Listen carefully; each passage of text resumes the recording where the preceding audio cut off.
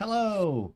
Welcome everyone to another episode of the United Adventure Company presents Hoard of the Dragon Queen, the very first module written for Dungeons and Dragons 5th edition. Um, if I seem a little frazzled or off today, that's because we had an amazing game last night over on the Military Veterans Gamers channel, and we were up for a long time afterwards talking about the game, so I'm a little low on sleep today, but I am going to do my best to get these fine folks through another amazing game. Um, some other stuff, last week we had, or last session, we were trying to reach our goal of 100 followers before Halloween. Well, last night we not only hit that goal, but we exceeded that goal. We are now at 105 followers. So thank you everybody out there who has followed us for over the last year. All the newcomers, I cannot list you all right now. It would take up way more time than we have in the intro part of the stream. But just a few of those, we'll maybe scatter them in and about during breaks and stuff like that. So Lord Thorin, Singal, Living Medusa, Not Ghost, That Is a Vacuum. Thank you, the four of you, for your follows last night and this morning. It's great to have you as part of the United Adventure Company, and look forward to hanging out with you in the Discords. Make sure you hang out with us there, get to know all the characters, and see all the wonderful, wonderful things that we're doing, like Hoard of the Dragon Queen, like Delta Green, like Weird, like Tales from the Loop, like Welcome Home campaign, and the mental health work that we're doing with the MVG channel. So hang out with us and come play with us whenever we have the opportunity for you. I don't think there's anything else. If you missed anything on this stream, you can always go to our YouTube channel and catch us out on YouTube. Catch up on all of the fun that we have had in the past. So if no one has anything pressing that they'd like to announce, I will just jump right in. Well, and we'll do the recap. I think Teo's going to do the recap for us this week. Is that correct? That is correct. Well, I will toss it to you to do a recap of what happened last session for us and get us going. Well, all right. So at the beginning of last session, I had tried to disengage myself with the cult that had formed, and I originally thought it seemed like a good plan to join up. Lots of adventure, see new people, go to strange and exciting places. Seemed like a good idea. Turned out, go to strange and exciting places and destroy them. That wasn't kind of my deal. I wasn't into that. So when there was an attack on Greenest that happened, I managed to escape and sneak out the back entrance to town, only to find out that the entrance was covered. So the troops that caught me as they escaped, as I tried to escape, took me to a mill and threw me in a mill, tied me up, and we're going to do who knows what. Chances are excellent it wasn't going to be good to me. Well, in the mill, the door bursts open and three characters entered the mill. Angelica, Owen, and Dinar come in, guns a-blazing, and just lay waste to the guards covering me. Somehow I managed to convince these guys not to take me out. How that happened, I don't know, but it did. And then the once complete, there was another guard that managed to be captured. So they threw me in with that guard, tied me up, and took me back to the keep where they interrogated me. They locked me up basically.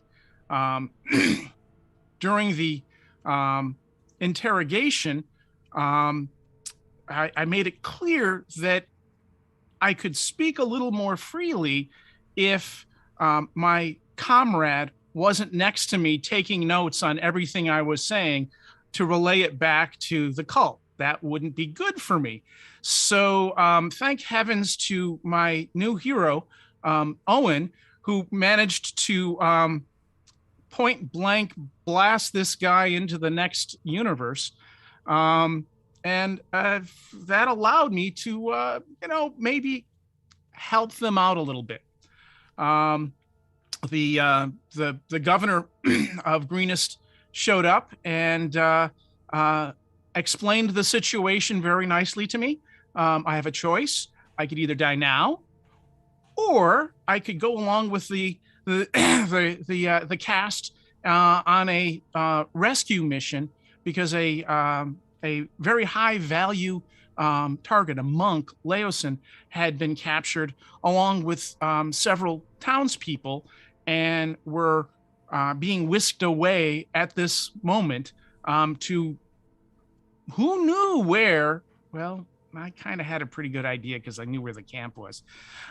So I joined up with the troop, and we set off as quickly as possible to try to track down the raiding party. During the raid, during the attack, there was a large blue dragon who was assisting the raiders on this attack, and it would very lazily circle around, occasionally come down and make a little bit of a show of something, and then fly away for some reason. That blue dragon could have wiped this entire town off the map in a heartbeat, but didn't for some reason. It was almost as if this was a surgical attack. So when chasing down the cultists to see if we could find out where they are, we stumbled across a small group of straggling villagers that were captured. And out of that small group, we noticed one villager broke loose and started running straight towards us. It was a large bugbear that was wearing robes, that had broken out somehow, and was running towards us. We happened to remember that there was a bugbear in Greenest who was a monk. This might be that guy. So we called him over. He joined us, and we continued on to find the main strike force of the cultists. After scaling some cliffs, we managed to track down the main strike force. We encircled the camp to try to get a lay of the land and figure out what we needed to do. And in doing so, we managed to stumble across a guard post. And somehow Owen, Garrow, and Dinar put on a master class of the proper use of knockback when dealing with guards in high towers, and just demonstrated what a beautiful skill that is to be able to shove somebody 5 feet off of, a ladder, a guard tower, something like that, and really made quick work of those guards. But they did manage to alert the rest of the force, and they sent a small raiding party out to the guard tower to investigate. And while they were coming up the ladder one by one, Dinar was just knocking them off the ladder, picking them off one after another, like fish in a barrel. It was absolutely nothing. Owen was providing high tactical support. Anybody that Dinar couldn't take care of, he was taken out at range. And we realized that the only way up to the guard tower was via a ladder. So while these guys were doing all the battling, I decided, do what a thief does. Why not just go ahead, steal the ladder? So I grabbed the ladder, and with Dinar's assistance, we managed to haul it up and cut off their primary route of attack.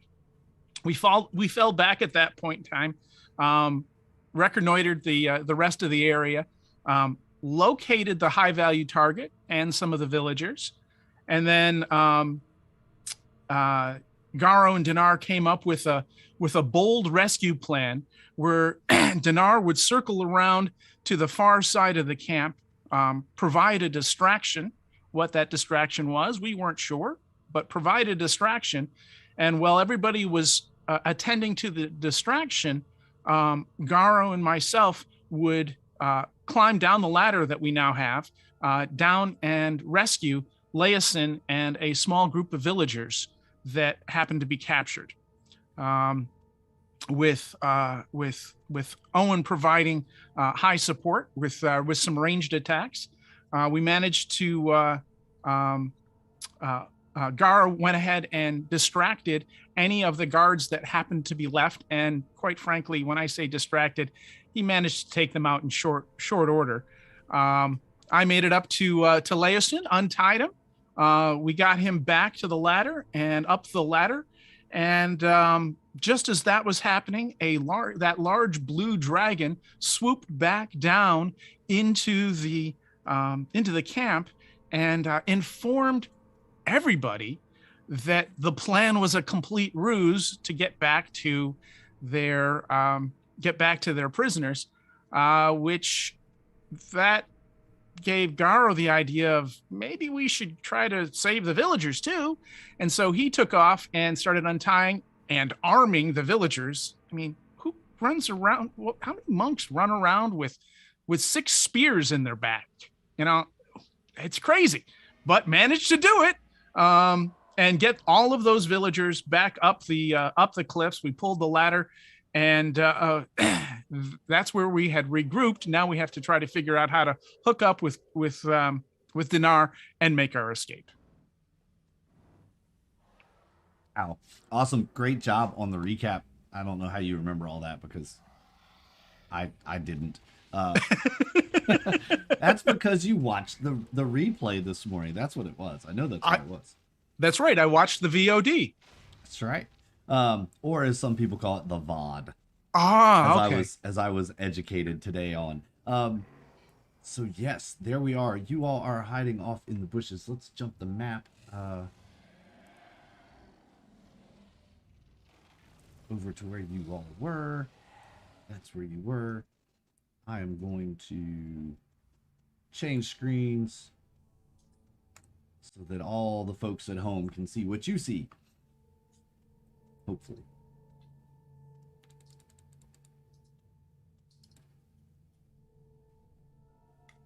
Maybe. I'll get it there, folks. Pro streamers right here. Let me tell you. There we go. You all can now probably see the map. And if I remember, most of the party had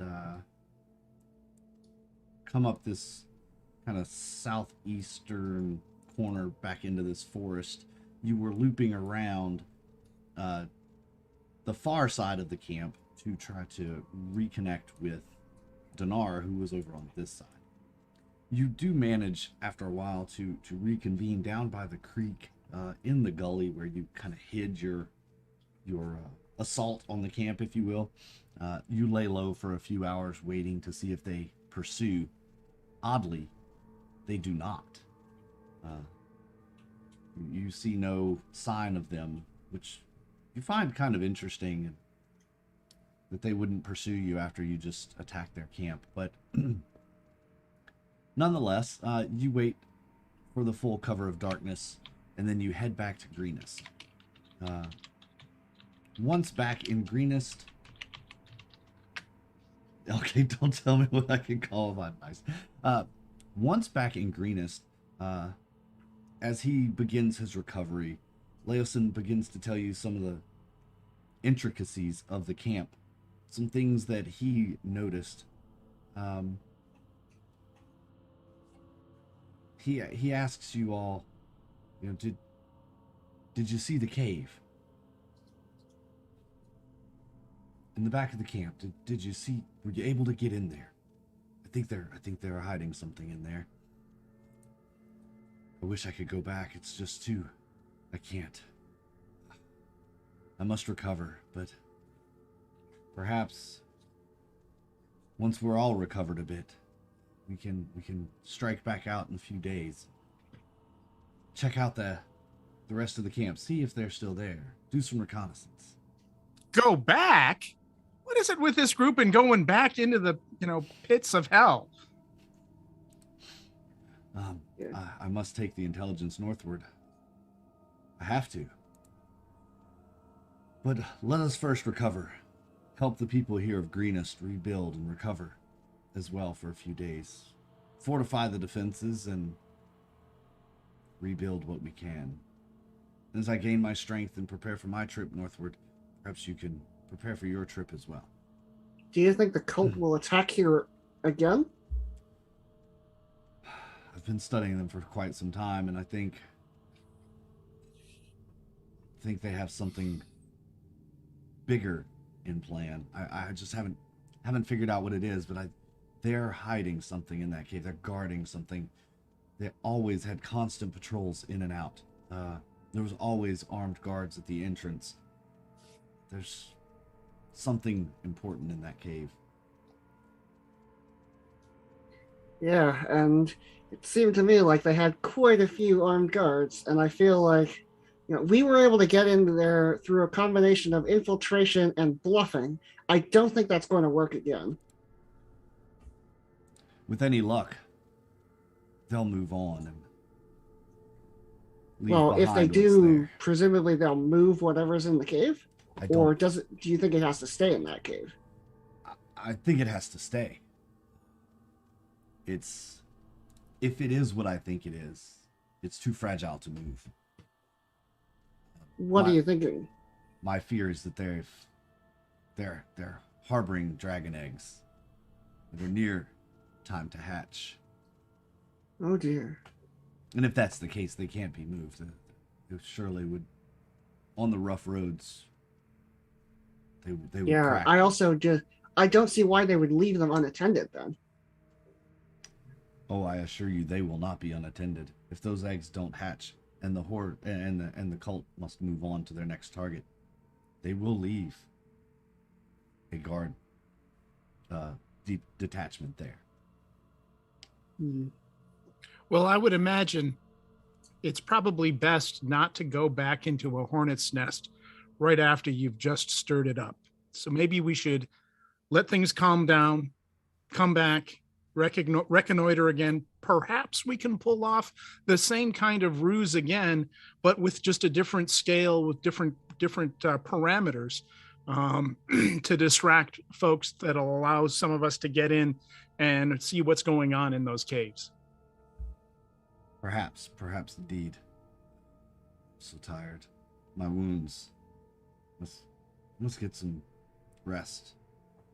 I'm gonna go back to the monastery and rest for a while. Come see me in a couple days. We'll discuss this more. All right. And he is helped out by the clergy of the monastery, and they take him inside. Apparently they're gonna give him some healing. Meanwhile, the governor, mayor person of Greenest asks for your assistance just over the next couple of days, kind of shoring up the defenses, especially around the fort. There were some fires set. There was, that sort of thing. He plans the next day to start repairs. Dinar is certainly willing to do that. I think we all are. Fantastic. And you do. You spend the next few days just helping rebuild, repair, especially down by the mill. There was quite a bit of damage done down there in the fight for Teo's life. That is a priority area for the repairs. So making sure I have everybody cleaned up on the map. Yep, looks like we're all cleaned up there. So a couple days you spend cleaning up, fixing some things. Always one eye over your shoulder looking to the air to see, does the great blue dragon return? Do you hear the sound of war drums in the distance as they approach? But you do not. Maybe Leosin was right. Maybe the cult has moved on. Maybe they have another target in mind since Leosin has been freed and is no longer a threat to them. Perhaps they've moved along. Yeah. On the other hand, that means that there is some other town that is about to be attacked by a cult with a dragon. That is possible. That would be So- their problem. Well, sort of. Couple of days go by, you finish up everything that the the governors had you asked to do. You return to see Leosin. And he is looking much better, actually. He's feeling better, he's looking better, he's up, walking around the grounds of the monastery. He greets you fondly, and says, I must thank you once again for all that you've done for me personally and for the people of Greenest. You know I surely hate to ask more from you, but the need is great, and I dare that you can help these people and myself just once more. I truly do need you to return to that cultist camp, and by now you know your way around it, having slipped through so many ways, just risking everything to save myself and the villagers here. If the cultists are preparing another raid, they've probably moved on to another town, or they're holed up and licking their own wounds as well. If not, then a large body of them has probably marched away, and if I've learned anything about these from cultists, I hate that word, from my studies, it's when they move en masse. So if they have left, then you should not meet much resistance there. And if there's anything, I need to know if anything was carried out of that cave. It's imperative that we find this out. If you do have a chance, any information you return to me, I will definitely reward you handsomely for. Perhaps 150 gold apiece is enough to tempt you to go back into the caves. I mean, I'm sworn to thwart the followers of Tiamat wherever I find them. So I will go. 150 is nice, but 250 is much better. Teo, I agree that 250 would be much better. It is a bit more than the coffers can sustain. Would you be willing to perhaps accept 200 gold apiece? Well, all right. For you, special friendship price. Thank you. Thank you so much for that 200 gold piece subscription. And another 200 gold piece subscription. Thank you both, Asimov and Lord Thorn, for those subs. We really appreciate it. He says, you drive a hard bargain. I will pay you upon your return. The money will be here for you. I do not recommend, however, from personal experience, getting yourselves captured. If there's any risk of capture, I highly recommend you flee and get reinforcements before you return. Yeah, that would be pretty difficult if the dragon is there, but presumably if they're off on the move, they'll bring the dragon with them. Typically, yes. He moves with them as he is their commander. So I must prepare for my trip northward to the city of Elturol to report back to Ornthar Fum all that I have learned and come up with a plan perhaps to stop this. Dinar, you recognize the name Ornthar Fum as a paladin of Torm, and he is held in high regard. Leosin also says you don't have to leave right away, but I don't know what else you could do here. It seems that you've served this city very well, they are grateful for it. Yeah, we do. We really need to get into that, get into their fortification before they get back, because judging by the number of people I saw while I was trying to draw their attention away, there is no way that we could hope to fight our way out or in while the cult is home. Well, if Yes. all we have to do is get in and take a quick look around, that may not be as hard as we think. The challenge is going to be getting out. Remember, I used to hang with these guys. I probably know half of them. So, Yes. The question. Oh, go on. so I suppose the play could be, you know, as rudimentary as I got cut off from my unit, and finally made my way back to camp on foot. How many of them do you think know that you're a turncoat? Because, like, you were worried before about cult members who knew that you had betrayed them. Do you think they would have told the whole cult by now? Well, that would kind of depend upon how many of my unit, you know, got back. I mean, let's see here. I was captured, brought back to the mill. So I really, and then, you know, the guys at the mill knew about it, but I don't know how many beyond that. I don't know. Would I have known what their plans were for me back at the mill? No, they were actually discussing what to do with you. They weren't sure what to do with you at the time. So it's possible that there's a small period of time here where I might be able to, you know, infiltrate back in, and basically, you know, sneak a quick peek. That would certainly be ideal. My concern is that if this doesn't work, we're not in a position to get you out. Oh, that's very obvious. if I go in and get caught, as Leosin says, that is suboptimal.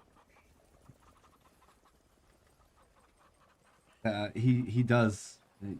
Are you still having this conversation here near the monastery? Yes.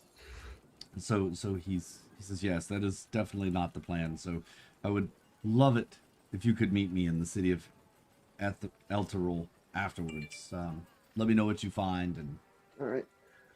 Is there, like, what would stop us from just walking in, smashing the dragon exit range and leaving? you would destroy them? I mean, presumably we don't want them to hatch. That would be a bad thing.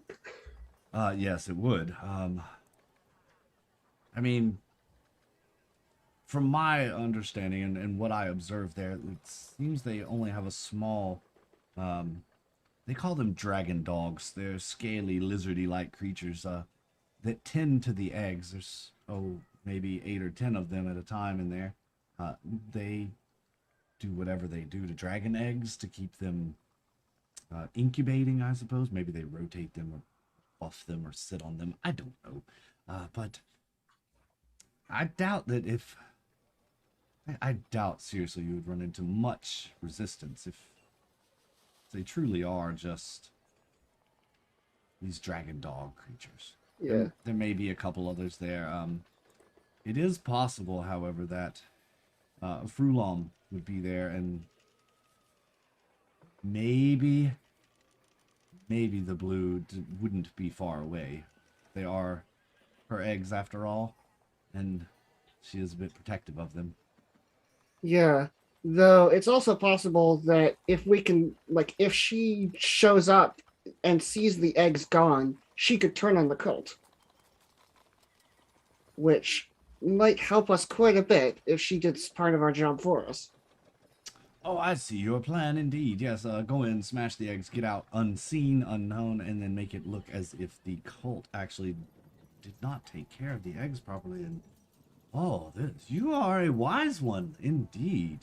Oh, Dinar it is. Yes, I will have to remember you. I'll lean on you in the future. Yes, that could very well be a good plan. Because I've seen both of these two fight, and Owen specifically could probably hit an egg from far enough away that we wouldn't have to walk up to them and smash it quickly, and then we could leave. And I feel like if we're going into the cave to see them, I have magic as well. I could presumably damage an egg from far away as well. It wouldn't be that much more difficult, and it would be a serious blow to the cult if we could break the eggs. Oh, indeed, it would. Indeed. I don't remember. Did we take the ladder with us when we left? You pulled it up I know that. Okay. Because if Teo could distract them and get their attention elsewhere, we could drop that ladder down near the cave and try to go in behind their backs.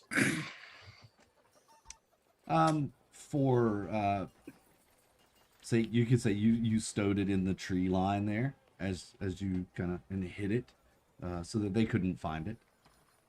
It's kind of difficult to carry a 30-foot ladder on horseback with a bunch of villagers with you. Yep, it is. So this plan has gone from take a quick peek to see if there are eggs there to let's go in and wipe out the eggs and sneak out and try not to get caught and noticed and all the rest of this kind of stuff. And it kind of all predicates on the ability of making ranged attacks. If there was, say, I don't know, something even as modest as a small hand crossbow or something like that available in town, that would give me the ability to reach out and touch the eggs, shall we say. That might be handy. It also sounds like the scope of this mission is growing quite a bit. I'm just thinking it's getting to be a little bit more expensive, is what I'm saying. We can provide you any supplies that you need here from the monastery. I understand that you may not have been equipped to take on such an undertaking. We can assist with that. Just let the quartermaster know what supplies you may need. He'll take care of you. All right. Does anyone know how hard it is to break a dragon egg? Dinar might. He's not super familiar with dragons, but I am a dragonborn paladin of a cleric of a dragon god, so I think I would. Okay. Yeah, you can roll a. Let's roll wisdom on that. All right, I'm going to cast guidance on myself, and then I'm going to roll wisdom. Hold on. So, turn off talk to myself. I'll cast guidance on myself, and then I will roll a wisdom roll. Well, that is a 20 plus 2. All right. So, yeah, you know that dragon eggs are extremely thick, extremely hard to break. It will take a great force beyond just a simple arrow or whatnot. It will take a great force to shatter an egg. Thinking about how strong dragons are and how powerful they are as even as hatchlings, the force that it takes to break out of them.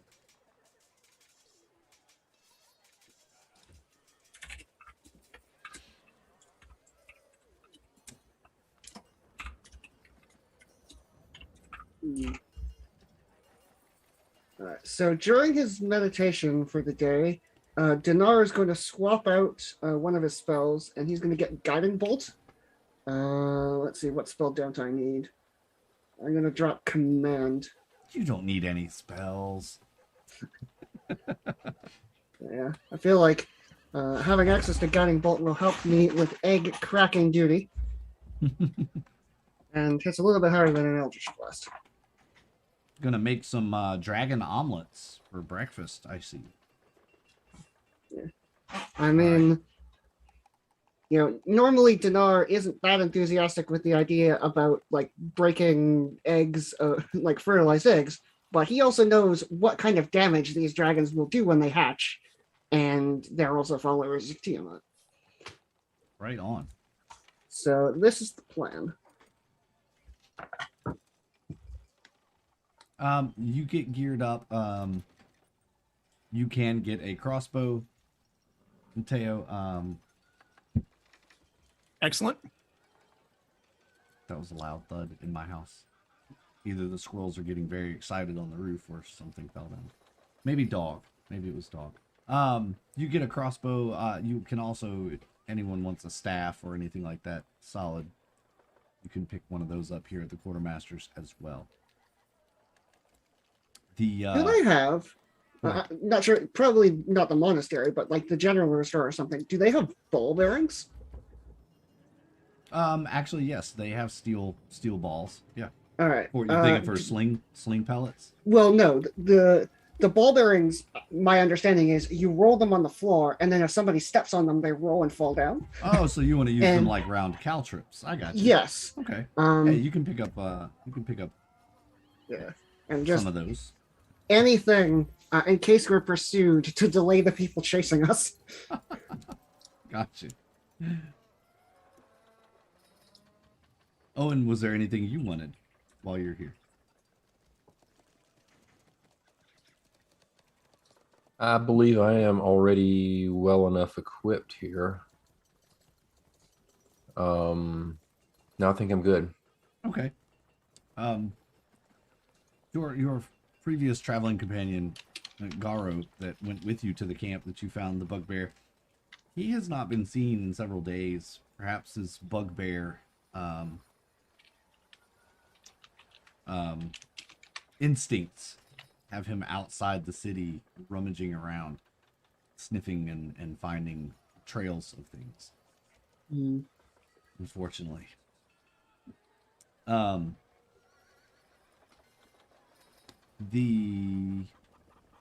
Everything else, you get everything else done. You get prepared to go. You can leave today. You can leave tomorrow. It is late in the day after you gather all your belongings. Get your rations, food, snacks, water, mounts, everything like that. I feel like, oh god, I feel like it would be ideal to get there under cover of darkness, especially since we can all see in the dark, and that may not be true of all the cultists. So I think we should leave sort of, very late afternoon, get there in the evening, and be able to be gone before dawn breaks.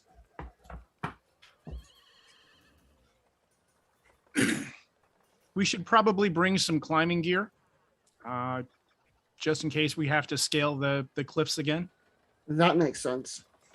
Could I go get that from the same place I got the ball bearings? Yeah, sure. You can say 5 gold for the bearings, a couple of grappling hooks, and maybe 100 foot of rope. What? Does that sound good? That's your That's the climbing equipment. So. Yeah, 100 for the rope. What? No, 100 foot of rope. Okay. So yes. I will pay 5 gold for ball bearings and climbing gear. Yeah, 100 gold for some rope. Guaranteed never to break. Guarantee you.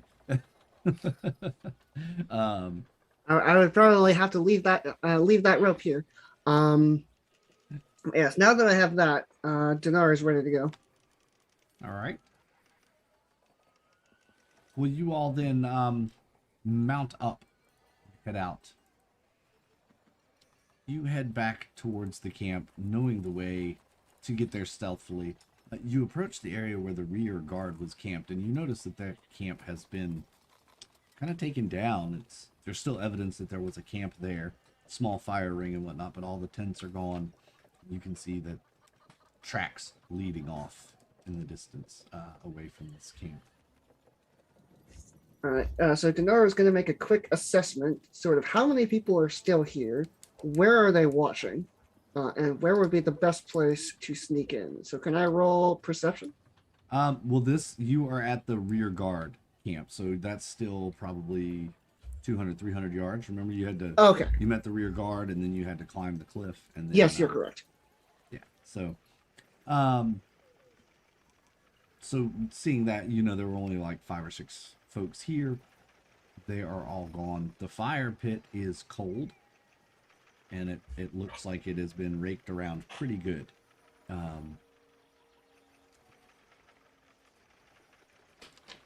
When you approach the main entry of the camp, you see there are not many signs of activity. There's a huge trail leading out of the mouth of this kind of circular ravine that you were in, and jump back over to the camp.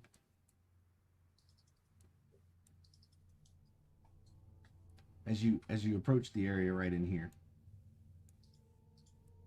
right in there,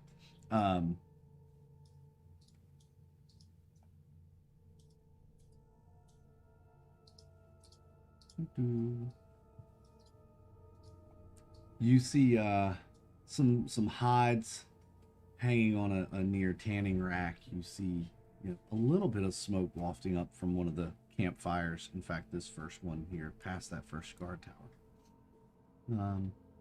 Other than that, you don't see any real activity in the camp. Mm-hmm. I think the same plan from last time might work fairly well.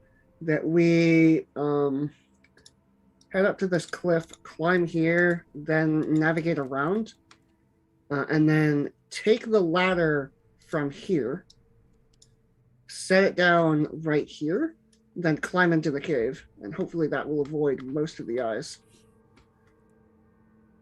Well, the northern route goes by that guard tower, and I'm sure by now they've restocked that guard tower with fresh guards.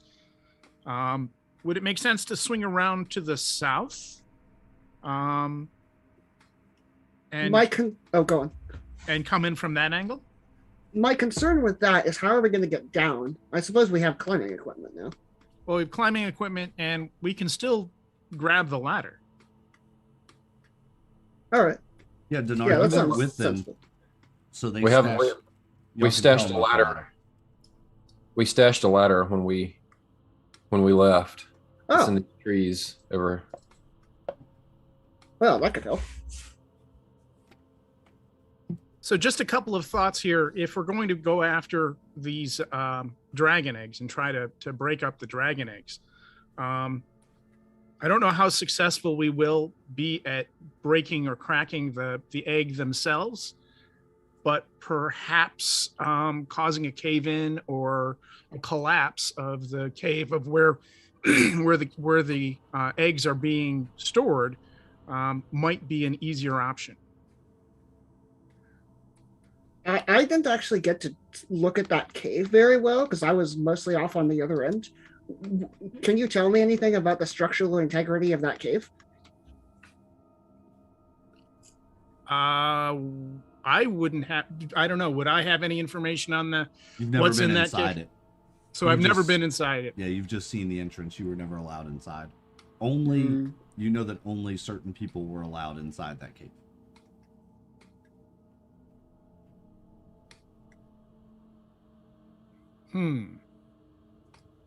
That makes sense. Yeah. Unfortunately, I do not really have something that could cause like a seismic disturbance. Or I don't have a bomb or anything. So we could certainly have a look at the cave and see if we could bring it down somehow, but I'm failing to see what we have that could actually do that.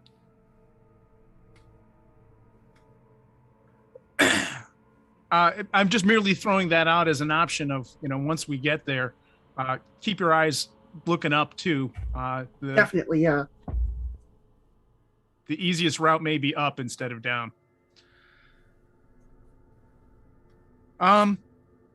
These are blue dragon eggs, correct? Correct. Or at least that's our assumption. Blue dragons, what is their primary breath weapon? Lightning, although like hatchlings probably won't have it yet. But yeah, if a blue dragon shows up, lightning is what you need to be prepared for. I see. So things like fire and ice and things like that should have an effect. Yes.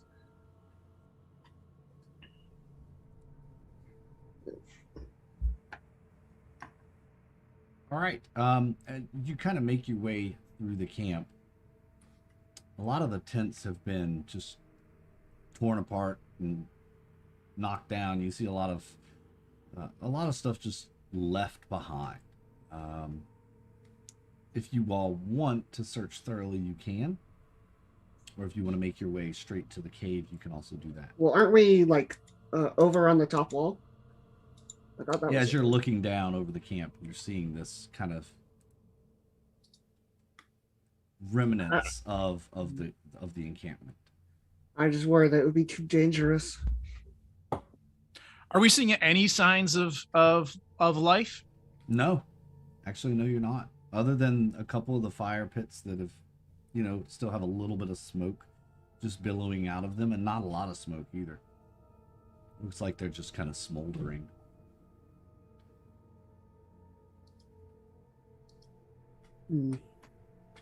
Well, that's a good start, at least. We can at least get to the cave, presumably without being detected. And about that time, as you're looking over, you see a tent flap in front of one of the smoking fire pits kind of open up, and you see this guy. He steps out. He's dressed in hides, furs all over him. He just kind of stretches, yawns, looks around, and he grabs a bow that was leaning up against his tent, and he starts walking towards the exit of the camp. All right.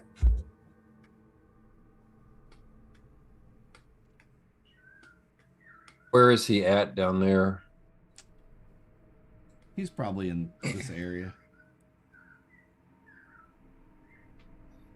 I'm going to turn to Teo and say, do you recognize that person? Do I? Not like by name, But maybe by rank or function? by function. He's one of the hunters that the cult has hired to go out and get meals for things, people.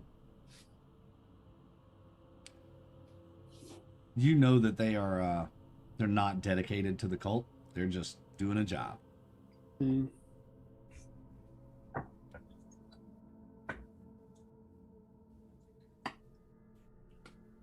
I think we should just let him go if he's moving in the opposite direction of us, and hopefully we'll be gone before he gets back.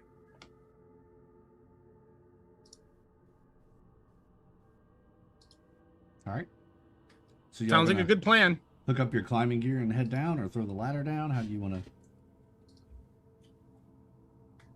How tall is the cliff in this area? Is it? The cliff in this area? Yeah, you're about 30 feet right here. It's about 40 there, and it, varies. This is probably the highest point. Well, we have 30 feet of ladder. I think it would be ideal if we could put the ladder down somewhere where we could just climb down. I think right in here it was about 15 feet. This is the area. Because this is the area we were in before last time. Yeah. Maybe here, or is this too far? No, that you could reach with that. Yeah. I'm also wondering, this might be a good place as well, right on the edge of the cave, so that if we're spotted and need to make a run for it, we have a point of ascension very, very close. On the other hand, I worry it could get spotted, because we don't want people seeing the ladder. So maybe that was a better plan. Pointing it over here Teo, somewhere. roll a perception. Teo. Sure.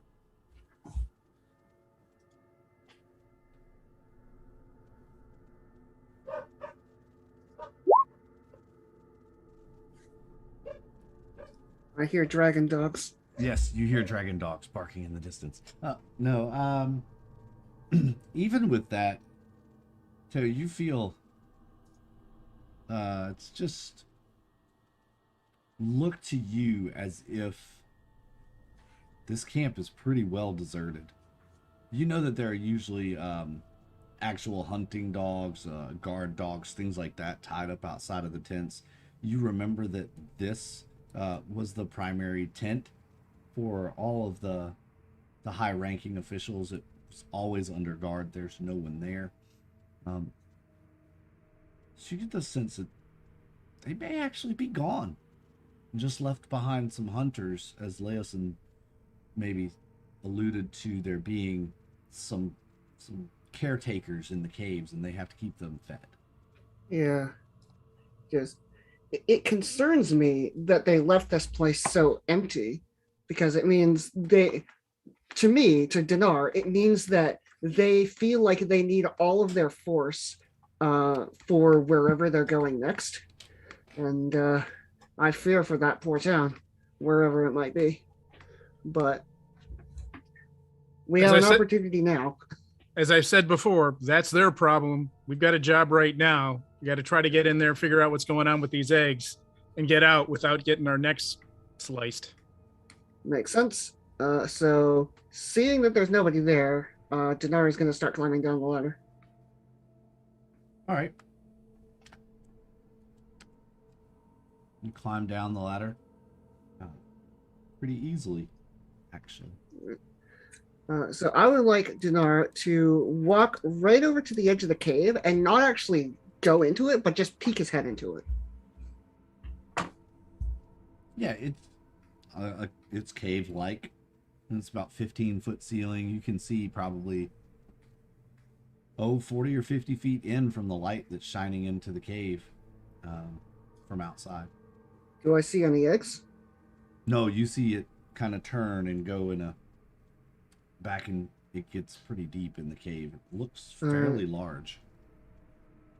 I was hoping that this would be easy, that I could just blast them from outside, but it seems it will not be that easy.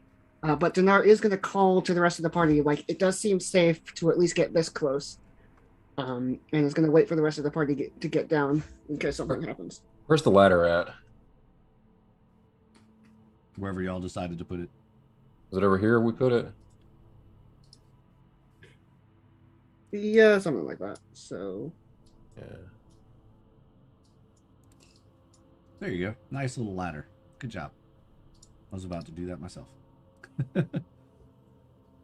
So down and over. Yeah, go ahead and drag your tokens onto the map. I don't remember how to do that. I'm trying to grab your character name. Grab your character. Oh, there we go. Yeah. Yeah. How do I not make myself gigantic?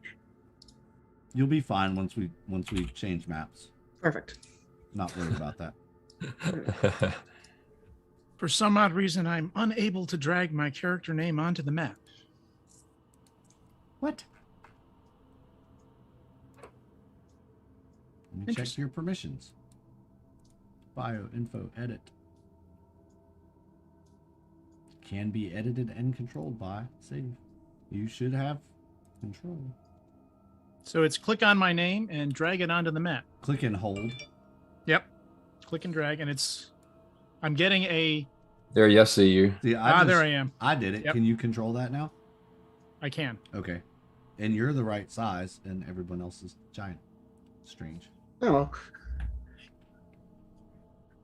So, Dinar is going to, before we go into the cave, he's going to activate one of his cleric abilities. He's going to grant the entire party the vigilance of Bahamut, and you all have 300 feet of dark vision.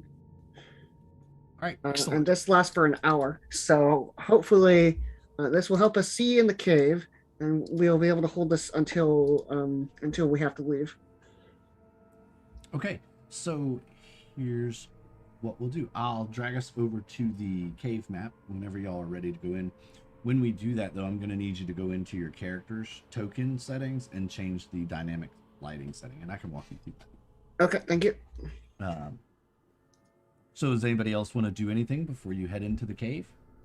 Actually, yes. I'm going to cast a spell, a new spell that I got from leveling up. And that spell is, if I can go find my sheet.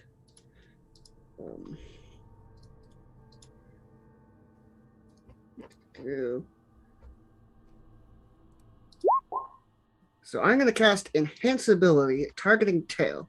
And what this means, I'm going to choose Dexterity, of course. You now have advantage on Dexterity checks, and then you also ignore falls of 20 feet or less. The main thing is you have advantage on Dexterity checks. Outstanding. And this lasts for an hour, which should hopefully be enough time to last us through this cave adventure. Let's hope we're in and out in less time than that. Yes, and Dinar will stay back because he is not stealthy, but hopefully you can be stealthy. And at that, Dinar is ready to head into the cave. Owen, is there anything you want to do? I am ready for the cave. All right, Teo, ready for the cave? Yeah, obviously go as stealthily as I possibly can. Everybody in chat, you ready for the cave? Here we go. We're going into the cave. To the cave! Look at that. You can see in a little ways already. Go ahead and drag your tokens out into this little area right here. We're around. I dragged my token, but the map is completely black. Yeah. Mm-hmm. So try and put it in this area. All right, about there. Yeah, and I'll make the edits. Lighting. On. You said it's dark vision is 300 feet. 300 feet.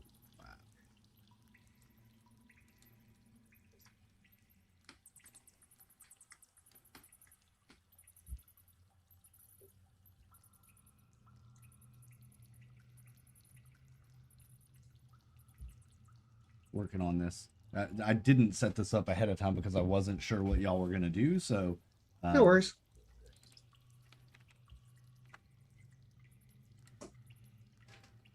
Here you go. Oh, and you should be able to see. You want to resize your token for me? Let's see, hang on. How do I resize? Just click and.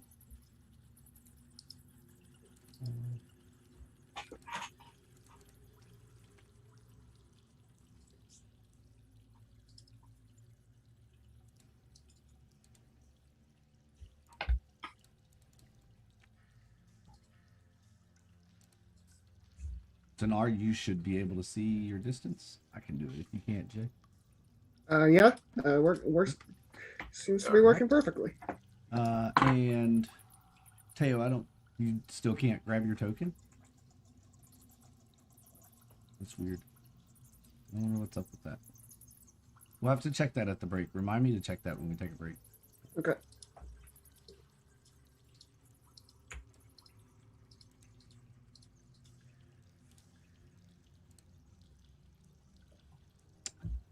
I am trying out this new dynamic lighting. I haven't never used it before, so this automatically reveals stuff as we move through. As you move through, yeah, yes. It's super cool. It is super cool because it will only reveal it for your character. Oh, that's nice. So the others can see possibly see different things than I can based on where they're standing. Correct. That's cool. Yep, and I'm so amazed by the fact that the pillars are casting realistic shadows. Yeah, exactly. And for the fans at home, because they can't see your tokens, I'm going to bring Angelica's token out just so I can move it with you, and that way they can see.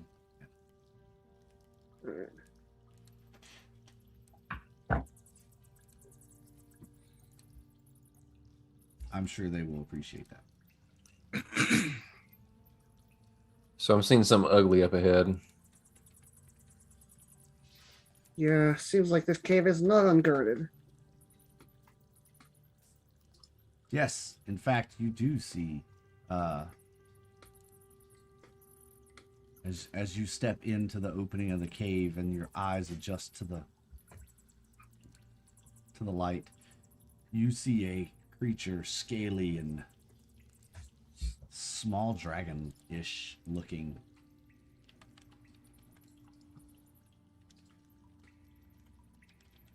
Standing not sorry, far is that from you. this thing? Yes, this Okay. thing right here.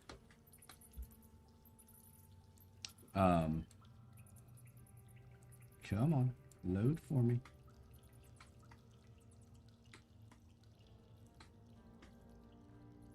Oh, it's taking forever. Okay, never mind. Do it this way. All right. There is also a kind of a rock right there. But these two seem to be just kind of, or this one just seems to be kind of hanging there, just leaning up against the wall, like bored out of his mind.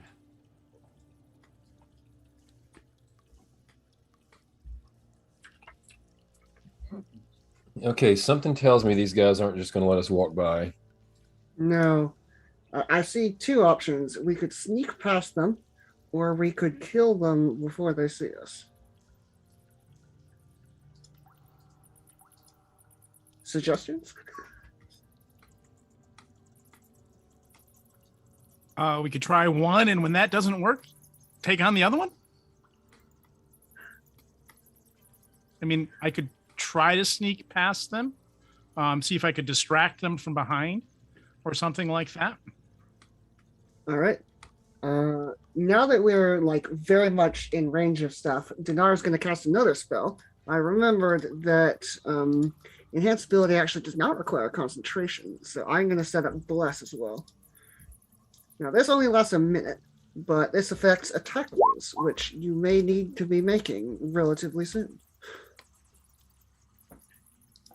So, are we going to attempt to sneak, or are we just going to take this guy out? I would say let's attempt the sneak, and when that fails, or if that fails, then we go into taking them out. A possibility is I could get behind them and distract them from behind them, pulling them farther in, and give you guys the ability to come in, or we could just take them out from here. Also, breathing is hard. Enhanced ability does require concentration, so ignore the Bless. I unfortunately can't have those both up at the same time. Okay. Yep. Good catch. Thank you. All right. So yeah, the cavern quickly. It's got about a 15-foot high ceiling, and all the way in the back, you can kind of make out what appear to be stairs that go up just before it makes this kind of left-hand turn. There also seems to be an opening. Maybe it curls around to the right as well, just beyond that last stone pillar right there. Well, Dinar is going to jingle jangle if he moves, so he's going to move back here because he does not want to alert these creatures by getting any closer. Because he, I believe, is the one person in the party who is wearing armor that gives disadvantage on stealth. Would it be wise to maybe check for alarms or traps or anything like that near the entrance of this cave to see if we trigger anything? That sounds like a fantastic idea. You go ahead and do that. Try to roll and investigate.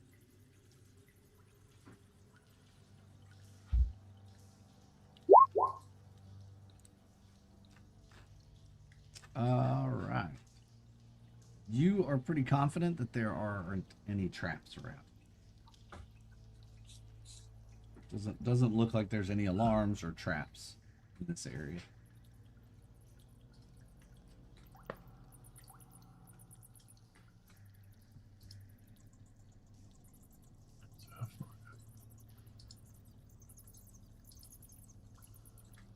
Well, this guy just starts kind of wandering this way a little bit. Takes a few steps, almost as if he's making the rounds, you know. And about that time, you see another dragony creature kind of step out from behind that pillar and start walking, making his rounds. It's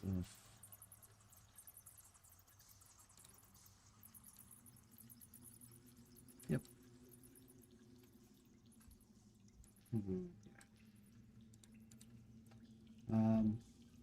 They have not spotted you as of yet.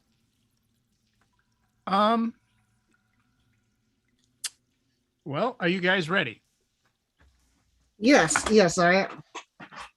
though to not impede your attempts at being stealthy, if that's what you want to do, I should probably hold out here for a moment until you've neutralized these people. I'm going to attempt to make it to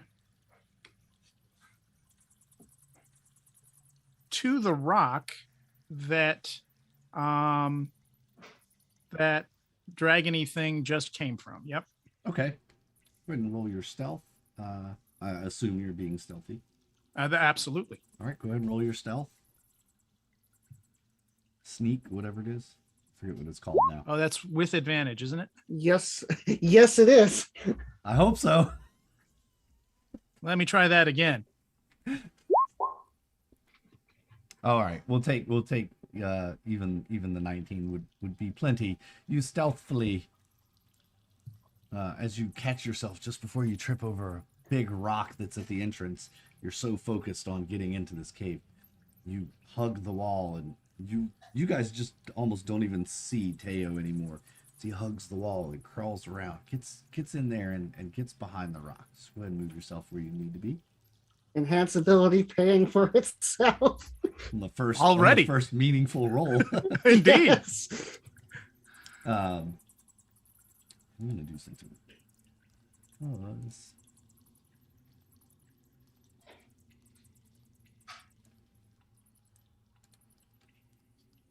That's better. It's a little bright on the screen for the lighting. It was washing out some of the other shadows. So, all right. You successfully make it there. Owen, are you gonna do anything? Or I know Dinar is hiding behind the entrance there. I don't think I'm going to do anything this time. I don't have stealth as a skill. I do have high dexterity, but I don't have stealth as a skill. So you can roll with disadvantage if you want to try and sneak in. Sure, it's your decision though. You are welcome to try. I think I'm going to not do that at the time. I'm just going to stand here right on the edge of the entrance. Okay. In that case, let's go ahead and roll initiative. And this, just in case something happens. Oh, yay. Oh, I forgot to select my token. What was your roll? 14? I can add it. Yeah. Notably, because initiative is a dexterity check, enhance ability works on that too. Though with a 21, I don't even know if you need it.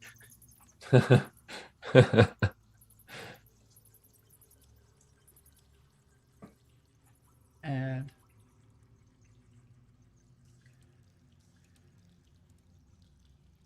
$14 it was?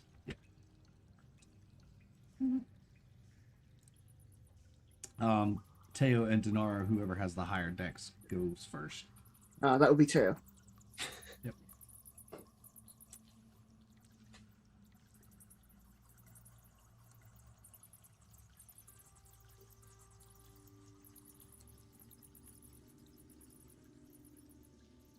I think you're muted. Let me just see if I can have anything here that will help in this situation. Though probably will be obvious. Let's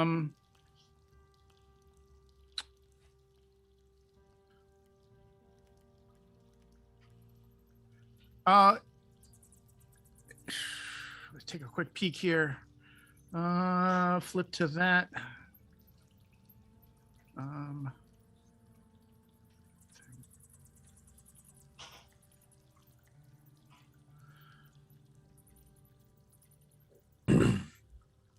All right. It's time to ask some questions. The first question is, how do I add a hand crossbow to my weapons list? You should be able to just type it in. I could probably do it for you if need be.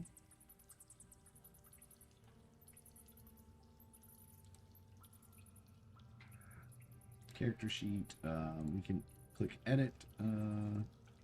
Nope, not edit. Sorry. Should be able to just add it in to your where it says, see your weapon box there where it says dagger, firebolt, magic missile, Yes. and then there's a plus button or that blank box. Yeah. You can just click that blank box, add it in, and then manually add in the factors for it.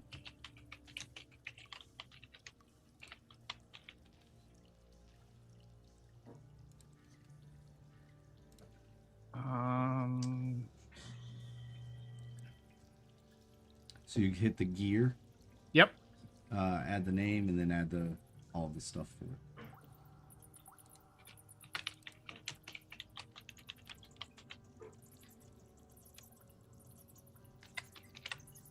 And if you need that info, and it's damage is D6, range is 30, 120. Range. There we go. All right. Teo is getting accustomed with his new crossbow that he picked up in town. Oh, always handy. Ba-dum-bum. Nice. See, we're full of the puns. D&D and puns, they go hand in hand. Dinar's glad that he's hiding behind this wall.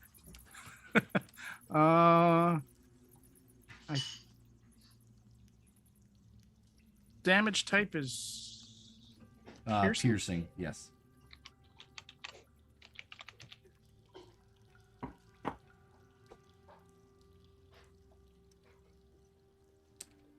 And everybody, our music today is brought to you by Tabletop Audio, of which I'm a Patreon supporting member. So if you like having music for your role-playing games or your streams, go check out tabletopaudio.com and listen to their music. Join their Patreon, support them. They come out with a new track every couple of weeks. Patreon members get additional bonus track versions of the new tracks that they release every couple of weeks. This is one of them. This track is called The Cave of Time. So, anyone know what the damage is on a crossbow D6. bolt? Is it a Yeah, D6? it's 1d6, Okay. and then plus your dexterity.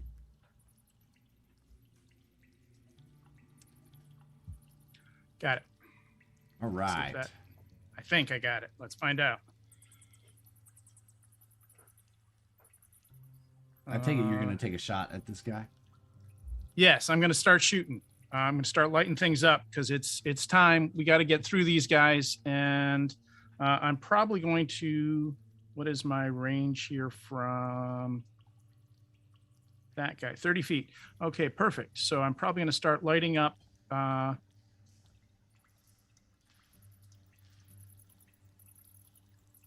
That guy.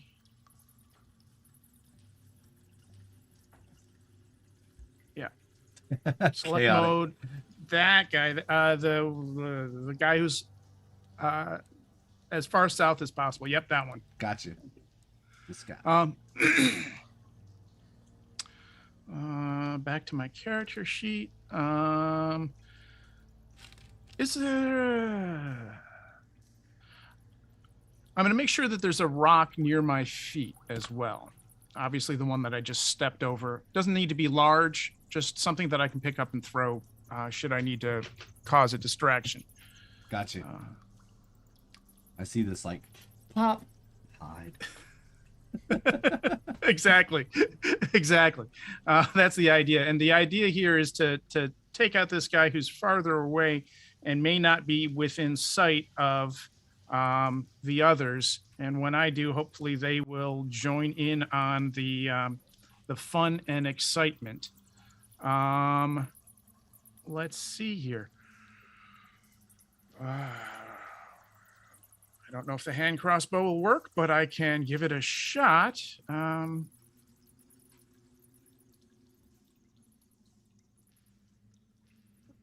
for some reason it's saying 4 piercing. It's not saying D6.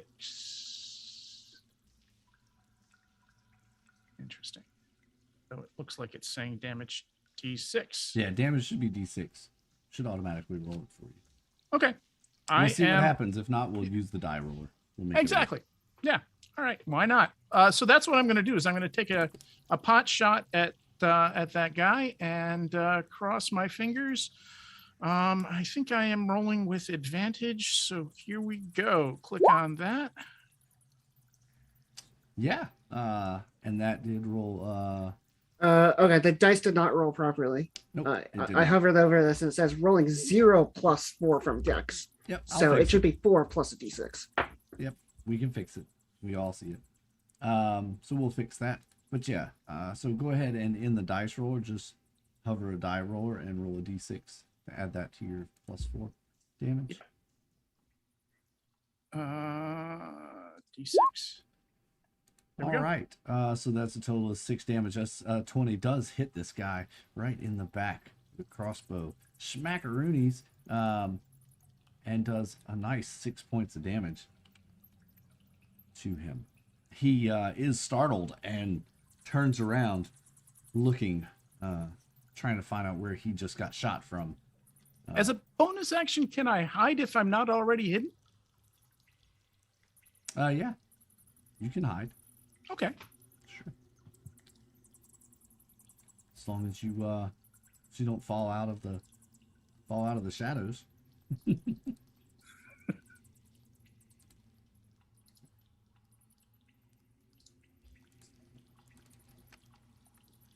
All right. Let's see if this guy.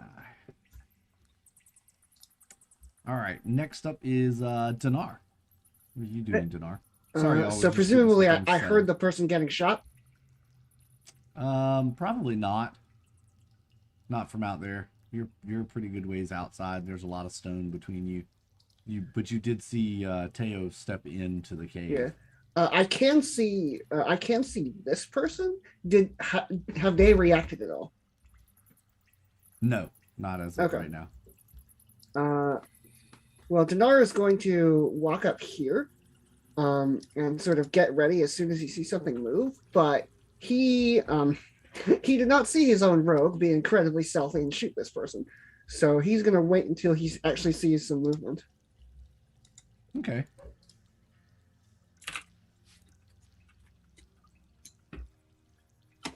Your crossbow should be right now, Teo. You have to actually type it in. It just shows the grayed out 1D whatever. You have to actually type it in. Thank you. No problem. Should be right now. Though.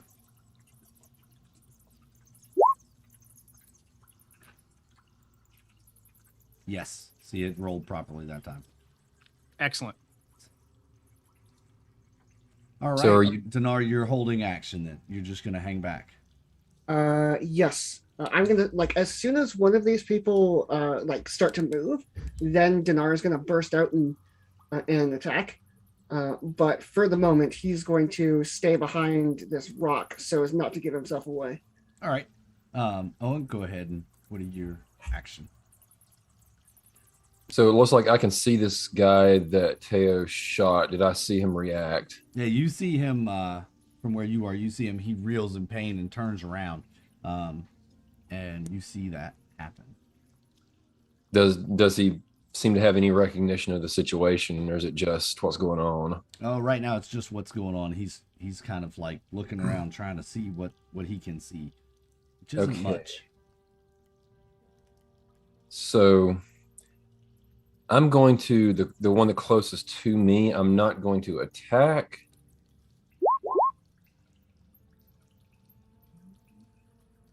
But I'm gonna true strike for my action. So the next turn you get advantage on your first attack roll. Right on. Against this guy. Yep, and then I'm done. All right. The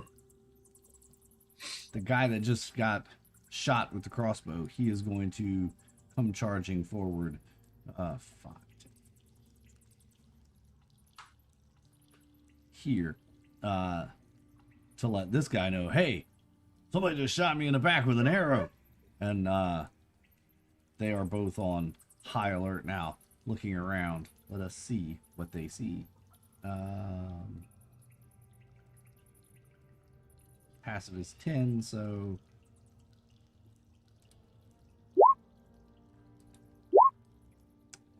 All right, the first guy, he's still going on talking to him about his arrow wound. The second guy, what was your? Actually, you didn't have a stealth, did you? Oh, and your stealth was 0, so you weren't actually hiding. And Teo, you were hiding with a 19. Okay. Teo, you are spotted by the guy that you just pointed your finger at. As he sees you, he is going to use the rest of his movement. He moved over 5 feet to be with his buddy, so he's going to move. Yep, he's gonna just come right at you. All right. His Now that Dinar sees this, can I spring into action? At the end of this, since you held action, yeah, Sure. Then we'll let you take your reaction. And he is going to draw his scimitar out as he's running to you and make 2 weapon attacks at you. 1, 2 weapon attacks. The first one is a 19. No, I'm sorry. The first one is a 10. There you're on automatic advantage. So since he is outside of the... Yeah, he does not have advantage. The second one, however, is a 19. The second one hits. Second one hits and deals you 2 points of slashing damage. Hurrah! As the dragon claw roars at you. You shall not have paper them. cut. Dinar, go ahead and take your reaction. All right. So Dinar is going to step out here. Now that he has line of effect to this one, since he's damaged, Dinar is going to cast Toll the Dead. All right. So DC 15 Wisdom save. Of course, I always roll higher on the D8 than the D12, but if he fails, he will take 6 necrotic damage. Sorry, I'm targeting this one. Yeah, I know which one. This one. Yeah. Yep, he does not save. He rolled a 9. So that's right. 6 necrotic damage, you said? Yes, it is. And that is Dinar's reaction. For some reason, I can't. There we go. Wasn't giving me his stuff. All right, so they both went. Teo, it is your turn. Now you were flanked by 2 of them, one kind of behind you and one parallel to you on the other side of the rock. You see the one that you shot with the crossbow gets hit with a wave of some dark energy, and he just kind of is shaken and not doing so well. Okay. Well, seeing as I still have a rock between me and one on the other side, there's no sense coming out from the cover. But there is one that has a clear sight at me, directly to my west. I will take another crossbow shot at him. See what happens. All right. And let's see here.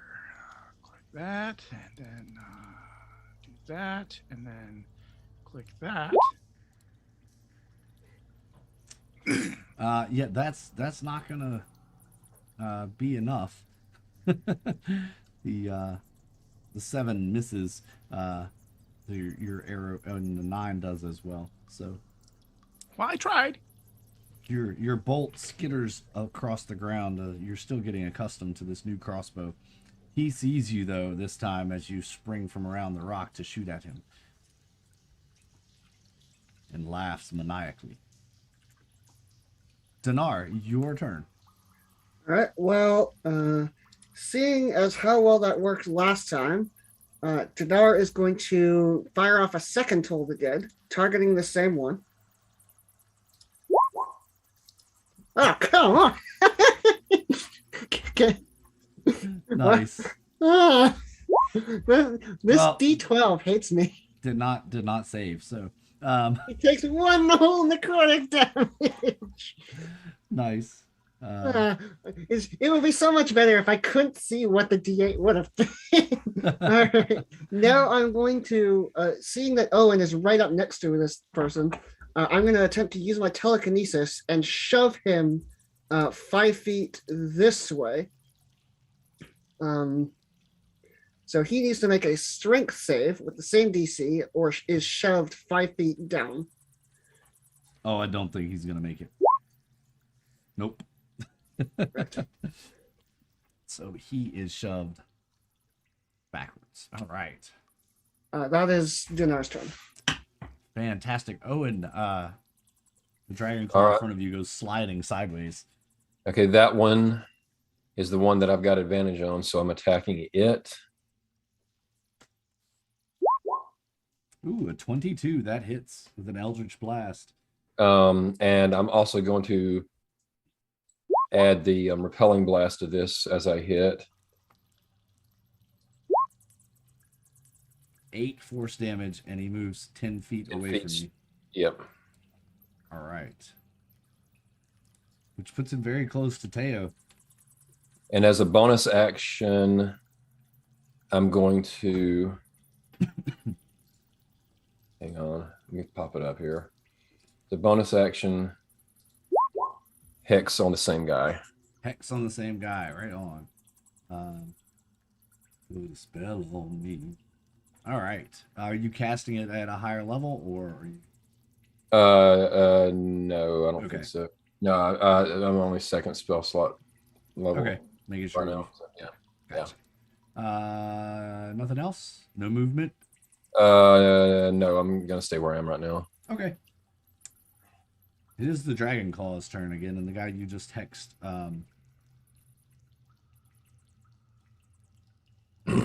is going to come back towards you. That's 5, 10, 15. Back up here again. And let me just look at one more thing real quick.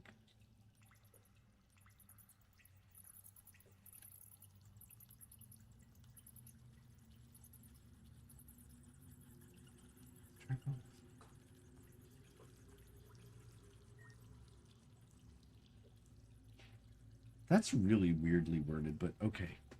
The answer to my question internally is no. So he is, however, going to attack you with his scimitar 2 times. Again, first attack is a swing and a miss. The second attack is a swing and a hit with a 21, doing 3 points of slashing damage. The other Dragon Claw is going to 5, 10, come right over here to Teo now that he has seen you. And he too is going to do the same thing. And he doesn't have to. Yeah. With a 21 and a 23. Do both of those hit? Indeed. Wow. For a total of 10 slashing damage. Teo, you get hit hard with his scimitar.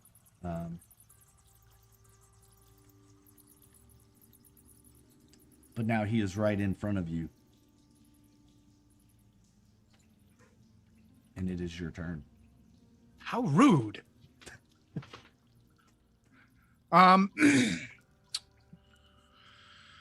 Let's see here.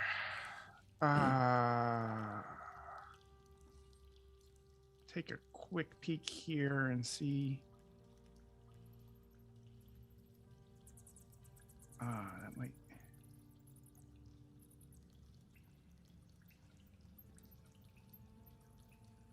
I think I should move. I'm going to start with that. And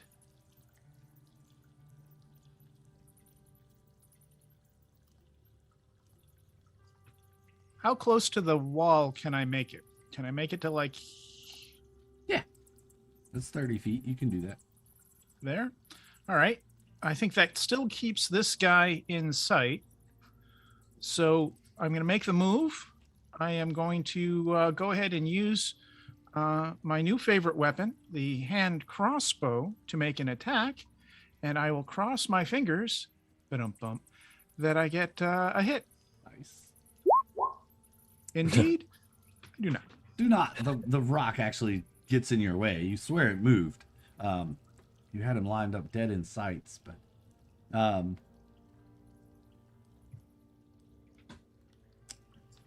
Anything else? You've moved. Any bonus actions? I guess I can hide. Sure.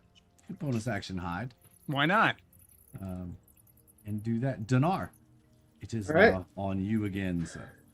Well, the first thing I'm going to do, since this has a chance of failing, is I'm going to attempt to use telekinesis with my bonus action to shove this one here, the one who's adjacent to Owen, diagonally down into the right, like this. Okay. So he needs to make a strength save to avoid being moved, since I know that Owen does not want to have melee attackers next to him when he shoots his Eldritch Blast. Well, he digs his claws in when he's wise to your game now. He digs his claws deep into the rocky soil, and he stands fast. I see.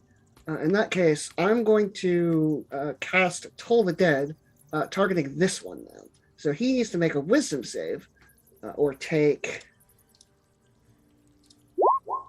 8, because I believe he was damaged by the previous Eldritch Blast. Yes. Yeah, he needs to make a Wisdom save or take 8 necrotic damage.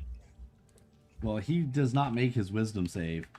You hit him with 8 necrotic damage, and he withers away, almost melting into a gooey ball of black necrotic stuff on the ground. See, that was Plan B. Plan A didn't work. I was going to go with Plan B. That's Dinar's turn. All right. Oh, and having your combatant dissolved in front of you, you now have a one more dragon claw near you, but not in melee attack range. Okay, so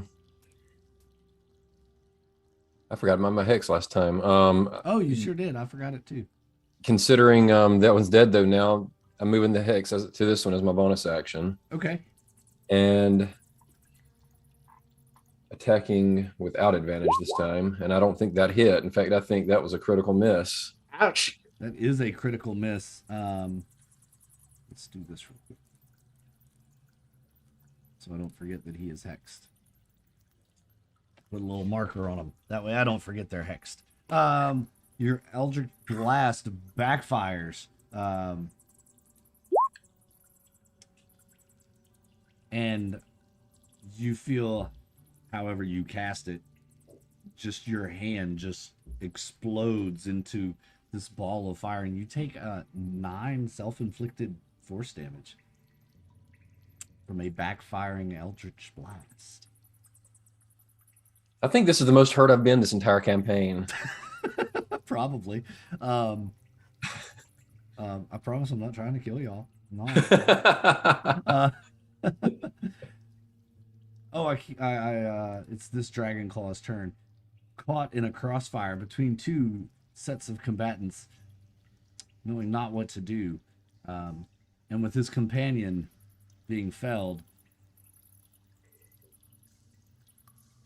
Time to roll a die. He will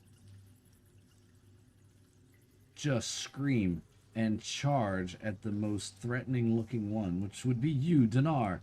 He charges out 5, 10, 15, 20, 25, grabs his scimitar, roars at you with a multi-attack. Down he comes 2 times. 1, 2, 13, and a 7.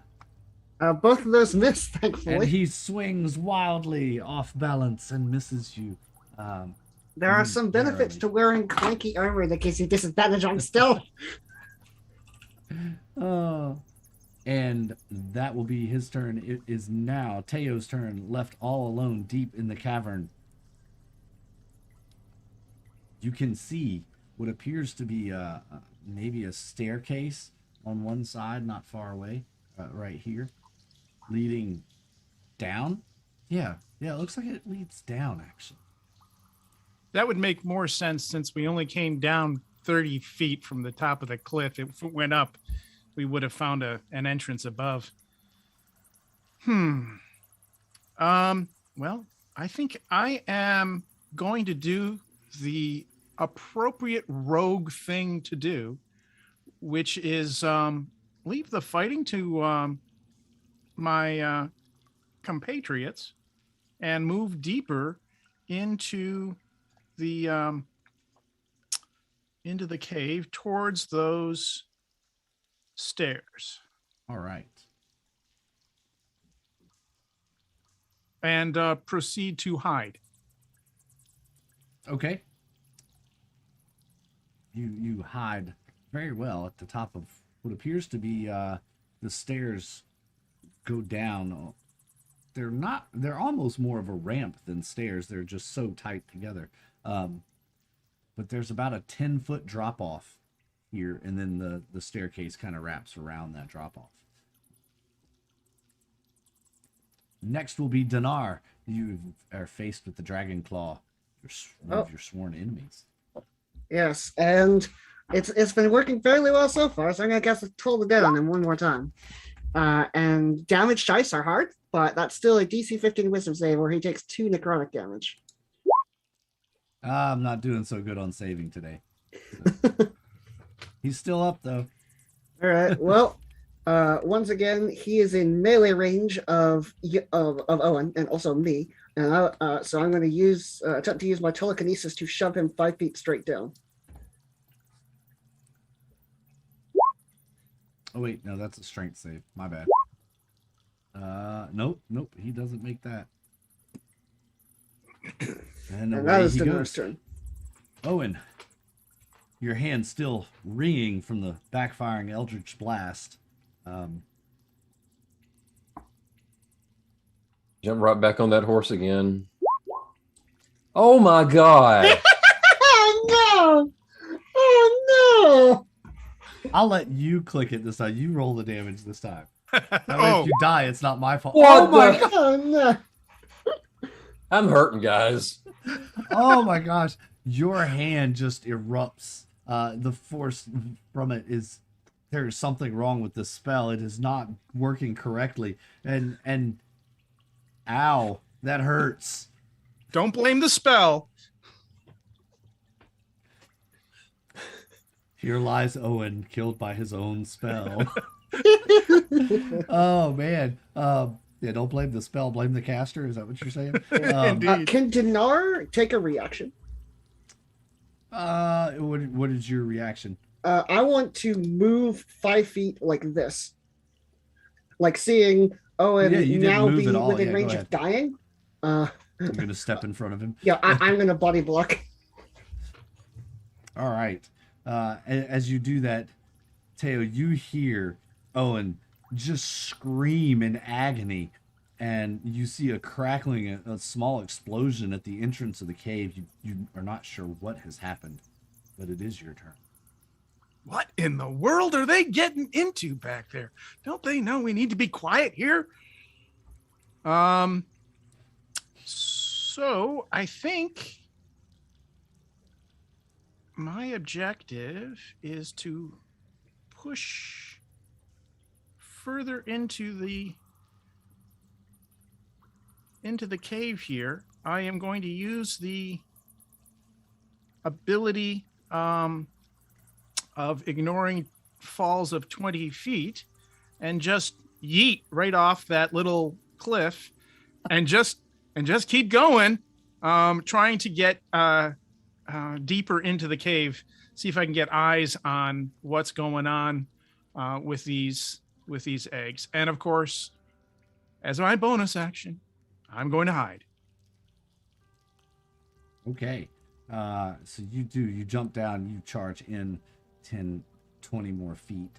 And you notice you have kind of landed here with a soft, simple, gentle thud.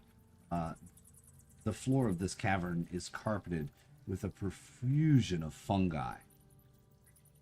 Some of them just barely sprouting out of the rocks and the dirt, and some of them nearly as tall as you are. You see 2 paths leading through the fungi, one to the right and one to the left. You've chosen the one to the left to find a way to kind of hide. There we go. All right. Teo jumps off the cliff. Dinar. Well, I'm going to try and take this guy out.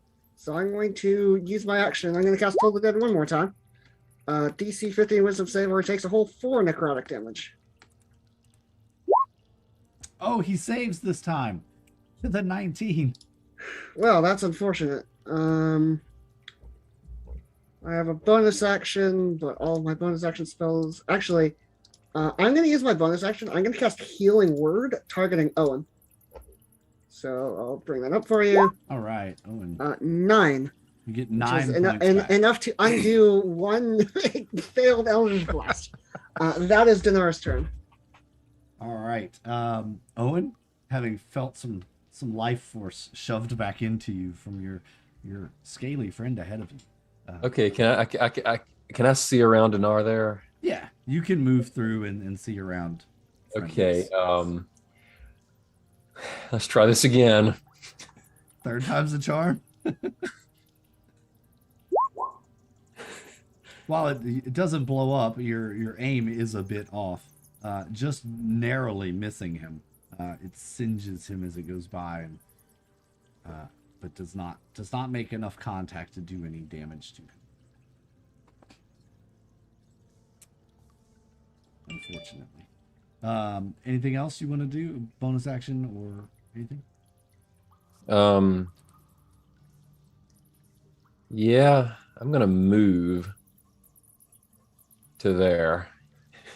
Okay. I feel like I'm being left alone for some reason. Getting the hell out of Dodge, I see. I'm still in range. Yeah. All right. Next up is the Dragon Claw. Coming at you, Dinar, since you're the last combatant. 1 and 2, I do not think a 13 or an 11 will hit you, though. Thankfully, no. Dinar doesn't have magic defense, but he has a strong shield and scale mail on top of his actual scales, and he's the so he's able to maintain the state of calm and deflect both of the attacks. All right, Teo, as you're down in the mushroom forest down here, what are you gonna do? Very good question. What am I going to do? So, as you described it, there was a path, and I've chosen the left path. Or is it a path of mushrooms? There's like a path through the mushrooms, and because you jumped on the left side of the room, I gave you the left path. The path, there are 4 violet fungi on the right side of this cavern, and on the left it's not as thick and with the fungus, so you chose the path of least resistance. Of least resistance, yes.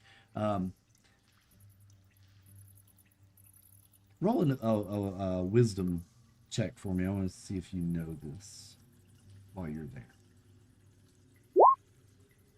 No, you don't, but that's okay. You do see that the 4 fungus that are up against the wall do not look nice. You kind of have a little cloud of purple dust that's just kind of raining off of them. So you chose to go the other way. I think that's wise. I am going. What's in front of me? Can you describe what's in the cave going in front of me? In front of you, there is another set of. Yep, there is a set of stairs that goes down 1 more level into another layer of the cave. I think I committed on my plan to begin with to kind of. So you are here. Yeah, I should probably try to move another 30 feet. Let's see. Farther in.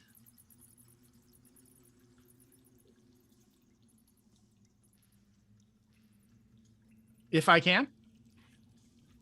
Being as stealthy and quiet as I can. So as you kind of get around that corner, the set of stairs I was talking about is right here. Can't really see them. Okay. There is a set of stairs that leads down right there, roughly kind of chiseled opening out of the sidewall of the cavern. There's a set of stairs that leads down right there. So question is, what is to my northeast? It looks like I see some kind of that is and almost due east of me. It looks like there's another set of stairs. Is that the stairs that you were referring to? right here. Yeah. No. Okay. The set of stairs I'm referring to is back here, kind of behind you now. Okay.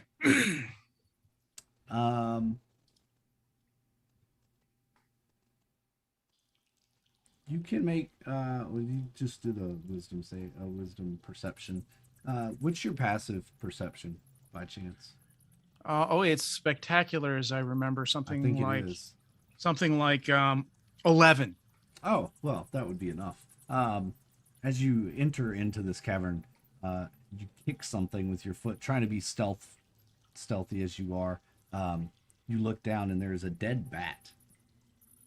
You hear some bats flapping around. There's a dead bat on the ground here.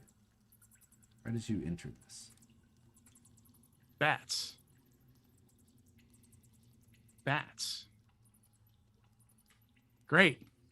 Now we got mini dragons running around and dead bats to deal with. Okay.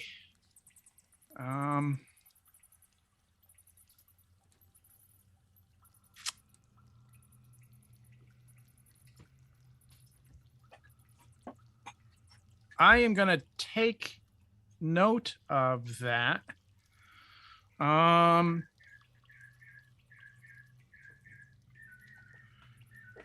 Let's see.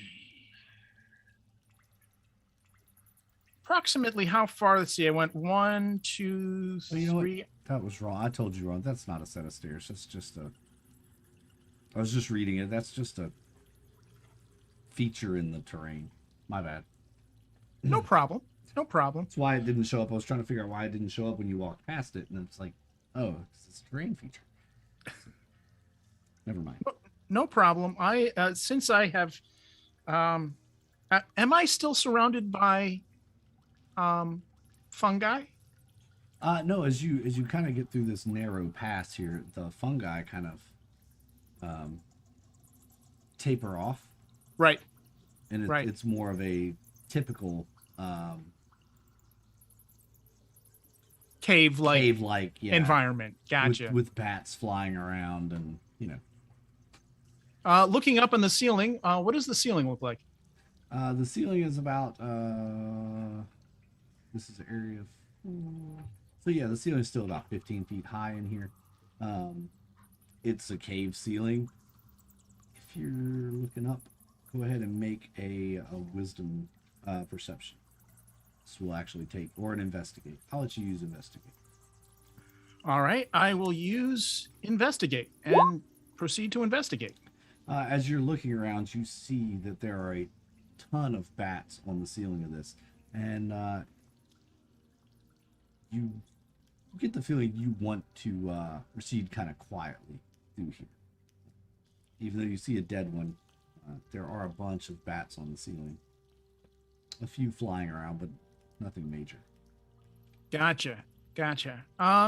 Let's see. I will admit I've lost track. I believe I have already moved. So now I'm left with bonus action and action. Yep.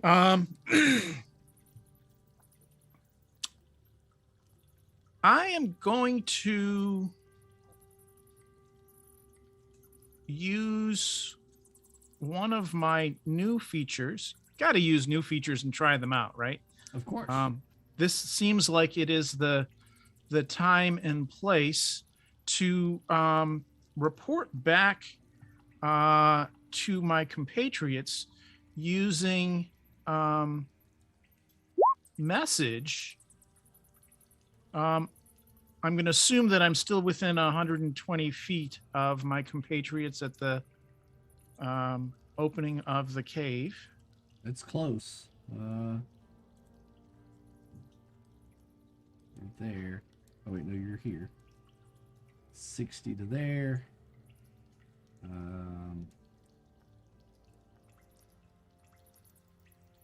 You can get to Owen. Owen will be the only one to hear your message. Okay.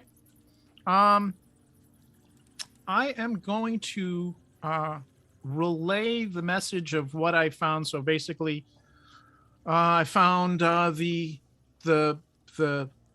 fungi room, and then let him know that I am proceeding deeper into the cave to try to get eyes on the dragon eggs, and also point out the presence of the bats as well. Okay. And tell them to, proceed with caution. All right.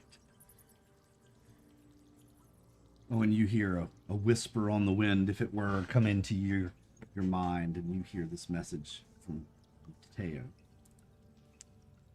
Dinar, it will be your turn. Oh, I'm gonna try and take this guy out. As a DC 15 Wisdom save or 6 necrotic damage. Oh man, too bad I don't have advantage on that. Yep, it worked this time. He does not save and takes 6 damage, which will goo him into a puddle. Finally. All right. Yay! You have eliminated the last one. After that, Dinar is going to start heading over this way. And I'm going to One runs up and just starts stomping on the goo. Okay. Dinar wants to... Can I make a medicine check to assess Owen's injuries? Like, yes, I can't actually see his absolutely. health, but like, Yeah, I want to know, are you about to die right now? You can tell the extent of his injuries and what kind of treatment he may need with a successful medicine check.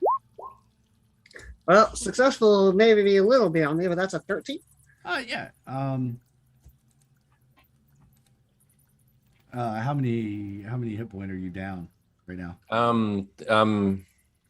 I'm at 12 hit points, so I'm less than half my current. So he looks pretty damaged, and looks like if he doesn't get some medical attention soon or some healing soon, y'all might be in trouble. I'm not as bad as I was before that healing touch. Yeah, I could give you a second one, but I would kind of like to save my slots in case I need to blast the eggs or heal us as we get out of here. Didn't you guys have some potions or something back at Greenest? Weren't you given some potions before you went to the camp originally? Oh, yeah, we've got a whole case full of potions. Brought it with us, too.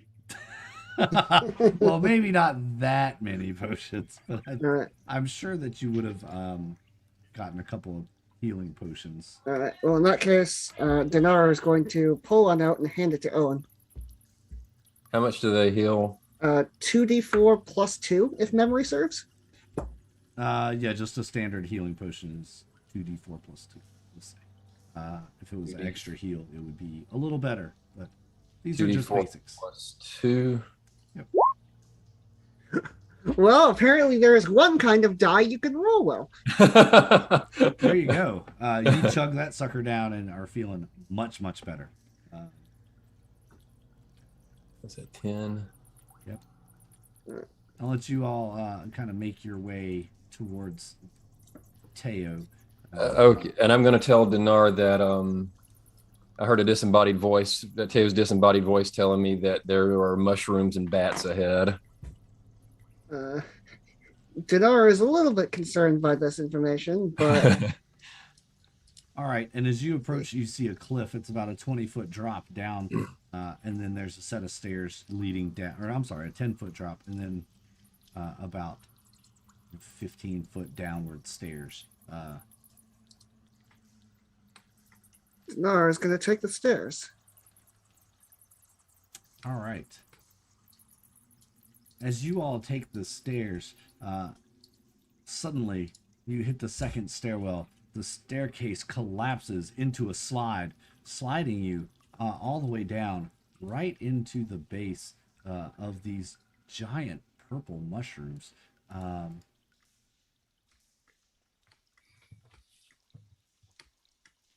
Sorry, what? Can I do a nature check to see if I know what these things are? You most certainly can. Teo thinks I told him about the mushrooms. Teo, you hear some mechanical crunching and then sliding. Unfortunately, you have never encountered these mushrooms before. Come on, move to the front. Yeah. I'm not that good at nature, but I do have medicine. Do you think that would help? No, medicine probably wouldn't help on these. All right. I don't know why I won't move it to the front, but that's okay.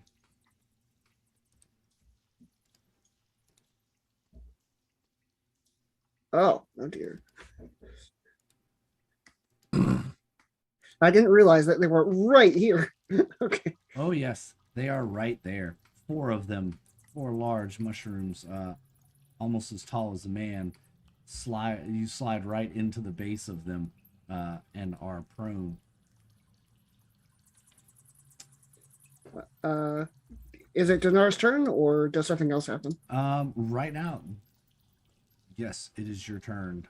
Well, Dinar is going to immediately stand up from prone and back away from them. So something like that. All right. So these are just mushrooms by my perception, right? Yeah, they just look like giant mushrooms. They're purple. They're definitely a type of fungus. You know that. They are purplish, that has these like root-like feelers growing from its base. You see them creeping across the floor of the cave here. 4 stalks protrude out of the central mass of the violet fungi. I'm going to cut a bit off and take it with me. All right. As you approach, I don't know what I'm going to do with it, but go ahead and roll an attack. An attack? Yep. To cut to roll a hit. Yeah. What weapon are you using to cut it with? I got a dagger. I'll use a dagger. Just use your dagger then.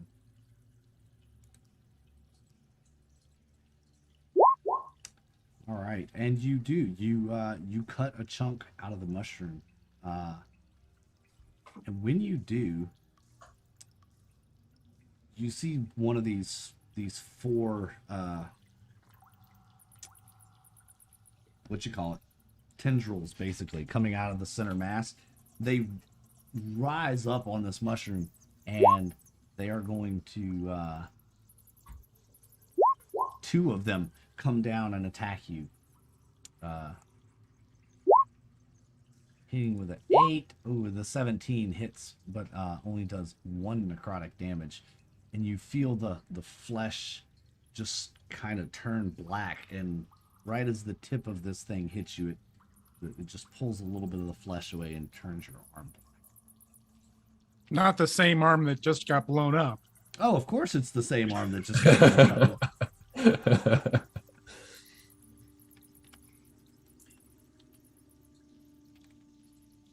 So I'm gonna back away from this with this chunk I cut out, and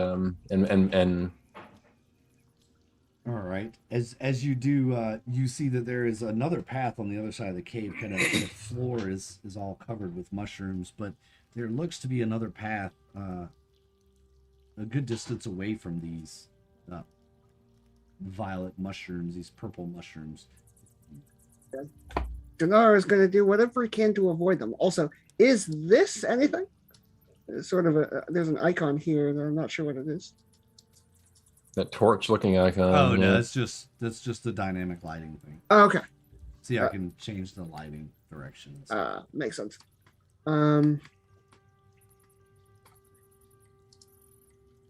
Dinar is going to follow after Teo, choosing the path of least mushrooms.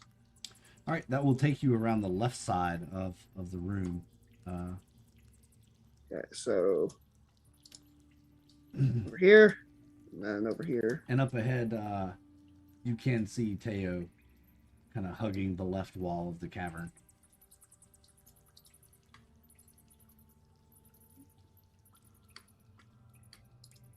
I'm going to keep Angelica behind you all so that it doesn't accidentally reveal things ahead of time. But... Okay.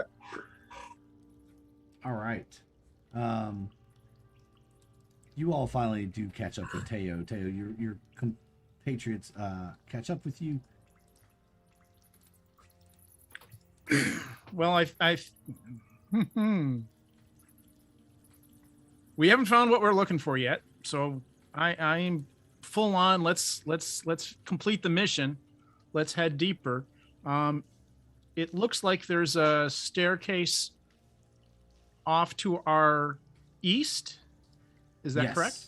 It does. It does appear there's a staircase off to this side. Let's make our way that way, and I will continue to look for traps along the way. All right. Are you letting them know about the mass of bats on the ceiling in this cave? Well, that should have gone out with the previous message, but I will point up as these guys come up to me at the sea of moving ceiling covered in bats. I imagine the guano right now has a particularly fine bouquet, but we are going to try to stay low. I motion the stay low command and move on. All right. All right. So you all move on kind of stealthily, wouldn't you say? Yes. Everyone roll a dexterity check as you move through this cavern. Dexterity or stealth? The module says dexterity. We'll say stealth because it makes more sense. Ah, darn it. 17, 22 for Owen. And I wasn't going to mention it, but if it is stealth, I have disadvantage. oh, you have disadvantage on stealth? Yes, because that's I'm right, because wearing you're in your I'm wearing armor. scale mail armor. That's right. Owen and Teo, you make it across just about to the center of the room, and then for whatever reason, your companion Dinar decides to kind of jog over to catch up with you, and as he does, the clanking of his armor, you turn and you hear it, and suddenly you hear the bats awaken from above on the ceiling. It's just one giant rush of wings. Suddenly, they are swarming all around you, flying in and diving down, and they are really making it difficult. And in this swarm of bats,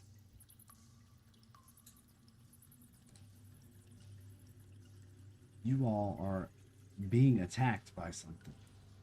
And we'll just start the funness. This is a real combat heavy module, by the way. You think? So far, anyway, the first 4 I don't mind. episodes have been pretty combat heavy. And these little suckers are gonna. Each one of you is gonna get an attack against you. So, Teo, a 15, or actually no, it's a 19 because My they armor have class? advantage. Sorry. It's a 19. No worries. So, and then Owen, oh God, it's a crit.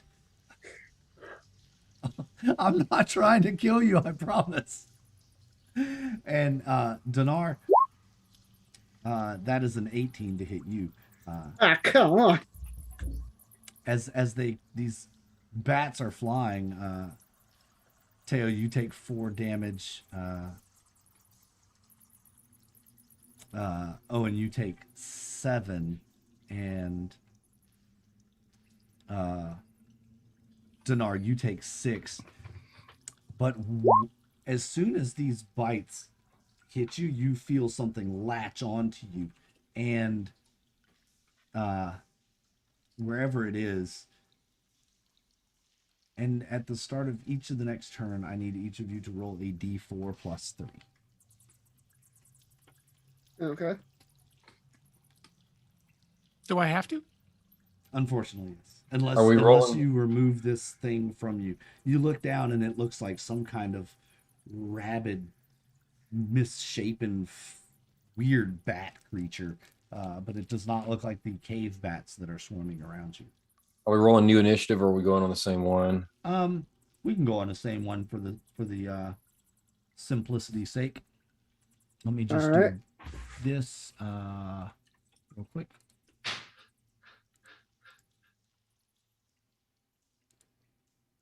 And it didn't move it. Doggone it. I don't know why it's not doing that. You're supposed to be able to click on the layer below, add move to front, and it moves it to the front layer. So there's one on, put it right next to each of you. These things are tiny. Yep, there you go. I'm going to zoom in the home map so everybody can see a little bit better at home as to what's going on here. Oops, wrong way. Is that a little bit better, everyone at home? There we go. Yes, much better. IKR. I have also told my parties that before, Chaotic. It is kind of the curse of death, I guess you would say, to say I'm not trying to kill you. So I'm going to roll initiative for these little boogers. 1,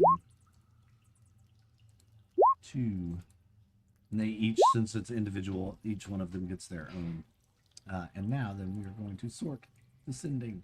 Bam. All right. It's still Teo, then Dinar, then Sturge 1, 2, Owen, and 2 and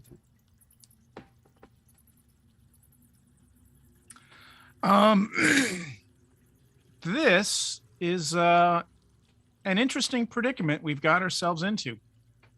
And it looks like it comes just about 2 hours in to our campaign. I'm wondering if this wouldn't be a good time to maybe take a quick break. Yeah. You guys want to take a little break real quick before we Yeah, that would actually be great. Fantastic. Well, folks, go re-up your snacks. We're going to take a real quick break. We'll be back in just a few minutes. In the meantime, enjoy some music, and please forgive the ad, but we're going to run the ads. We'll be right back. Give us about 10 minutes, folks.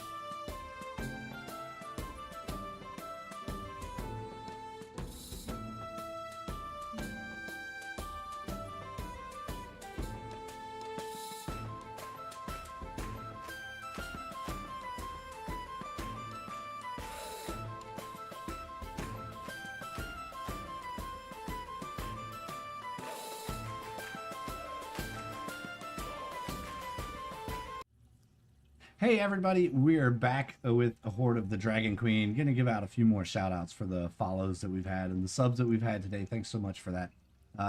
XTJ Bone, Woodsy 900, Iris' Sunshine, Joy Boogie, thank you all. Chaotic Luck, I believe you followed us just a few days ago as well. Thank you so much for that follow.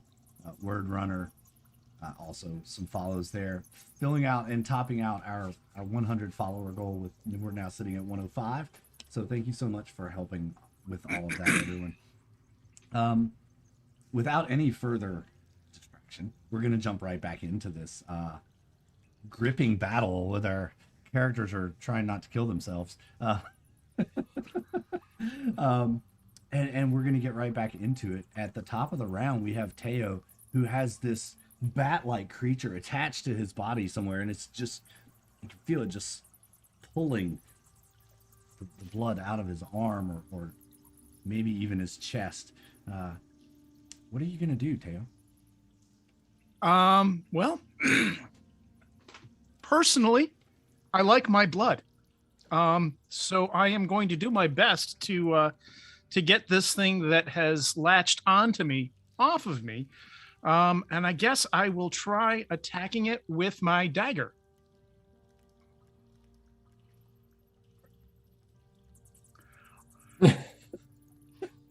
I'm not trying to kill you guys here. I promise. I'll just let you guys do it yourself. Oh, man. Yeah, that would be a hit for sure.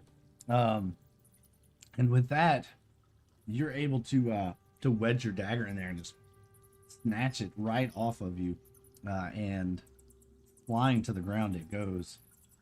You basically cut it in half as you rip it off of your body, and it just flops on the ground, flapping and twitching its wings, and you have 2 little bite marks wherever it was on you, that are bleeding a little bit, but you're okay. You no longer have to roll a d4 at the beginning of your next turn. I'm not dead yet. Yes. All right. So, as I remember the scene, we are surrounded by a swarm of bats. Are all of these bats the same? In other words, are all of these blood-sucking leech things that we're dealing with, or was that just? No, that's just these 3 that have latched onto you. From what you can tell, as you're looking through, most of them here are regular bats. If you want to make a perception check, go ahead and do that, and I'll let you know. I will do my best at perceiving.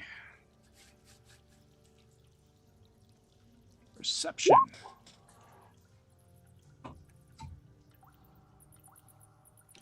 And you don't have advantage on perception right now, correct? Correct. That would only be a dexterity. So I thought it was only dexterity. Okay. Yeah, they all look like regular bats to you. Yeah, that happens.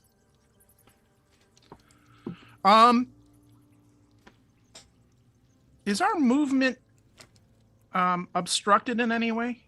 No, only by these like boulders or stuff. If you wanted to make a run for it, you could kind of, swat at the bats and make a run for it if you wanted to. Yeah, I think that's going to be the plan. Gosh, which way to go? That is the question. So there's an opening on this side of the cave.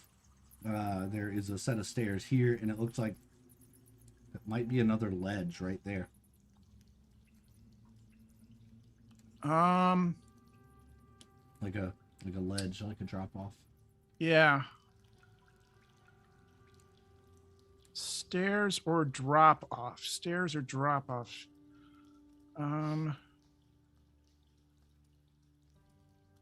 I guess I'm going to dash towards the stairs, just stopping at the top of the stairs, for the rest of my party to follow. You take the dash action and... Indeed. All right. Next we have Dinar. Dinar, go ahead and take your turn. So do I have to roll a d4 or no? Is that something? Not at the top of this turn, at the top of the next Okay. turn. So far I see there are two of these creatures still. Is the third one dead or is it just like gone? It's dead. The one that was Okay. on Teo is dead. All right. So did the bats actually attack us or did they just sort of fly around? A little bit of both. So the ones that bit you or latched onto you and have attacked you, you can make a nature check to see if you want to see what this is. It Okay. does not look like a regular bat to you that Yeah. has bit you. So that's a 9. So probably not. Nope, but it is not like a regular bat. You do know that. Well, the first thing Dinar is going to do is he's going to use his channel divinity. Do I get to? There we go. So I'm going to create a 30-foot sphere of protection, which I will. This is the radius of it. And at the end of the turn, I can give temporary hit points to an ally in the sphere. So the next thing I'm going to do is there's a munching bat right on my face. I'm going to attempt to use telekinesis and shove him 5 feet this way off of me. So knock back to the rescue. Save.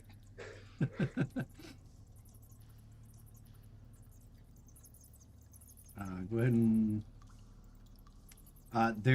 he's not going to make a strength save. All right. Well, I shove him 5 feet off of me and sort of in this direction. The chances of these things making a strength save is pretty low. And then I'm going to move 30 feet like this. So I will end my turn here. And at the end of my turn, I will activate my channel divinity and give myself 8 temporary hit points. All right. Fantabulous. And that is my turn. All right. And in that, it's going to be this one. This one flies back right in front of you. He must really like you. You taste very sweet, and is going to attack you again, and this time does not latch on. However, screeches as he flies by you, summoning some of his friends, actually.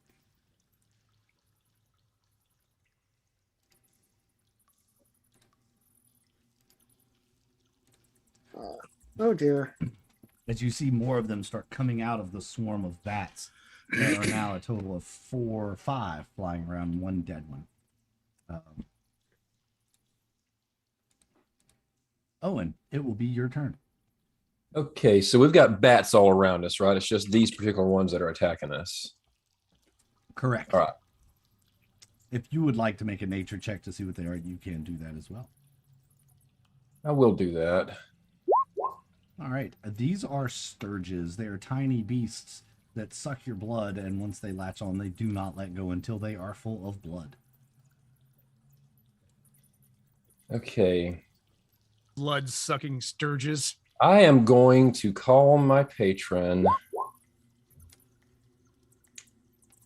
Every creature within a 10-foot cube originating from me must make a wisdom save against DC 14 or be charmed for 1 turn.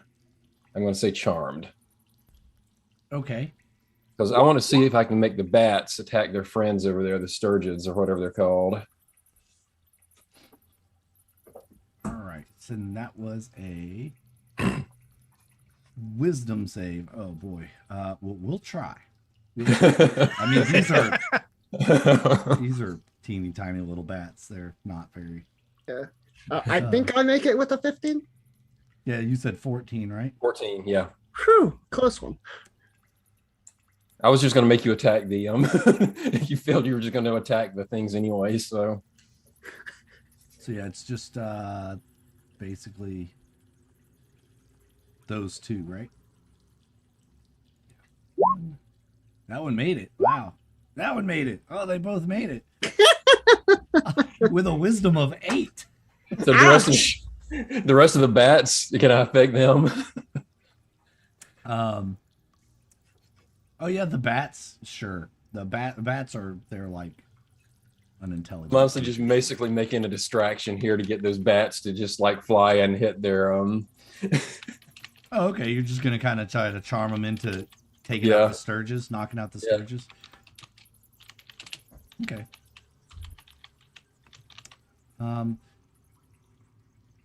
Let's see. Roll me a percentiles.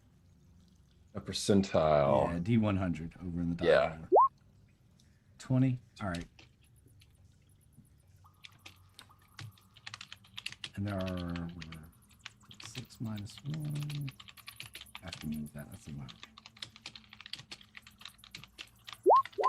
So, wow. All except for the one that is attached to you kind of get lost in the swarm of bats as you have charmed the bats into being your ally for a minute and are kind of preventing them from the sturges from getting to you. So the only one you have to worry about is you, the one that is on you. All right, and that lasts one turn. Okay. Yes. Yep. So there is a clear path. You see Teo standing at the top of a set of stairs, and you kind of see a clear path to him out of all of the bats. Okay, so I've still got one attached to me. Correct? Yes, you do still have one attached to you. Okay. Is that... So the Fey Presence is a ability, right? It's not an action? It's an act. It uses an action. Okay, so yeah, that did use your action. it uses an action. It's only a once per day, or once per rest. Okay.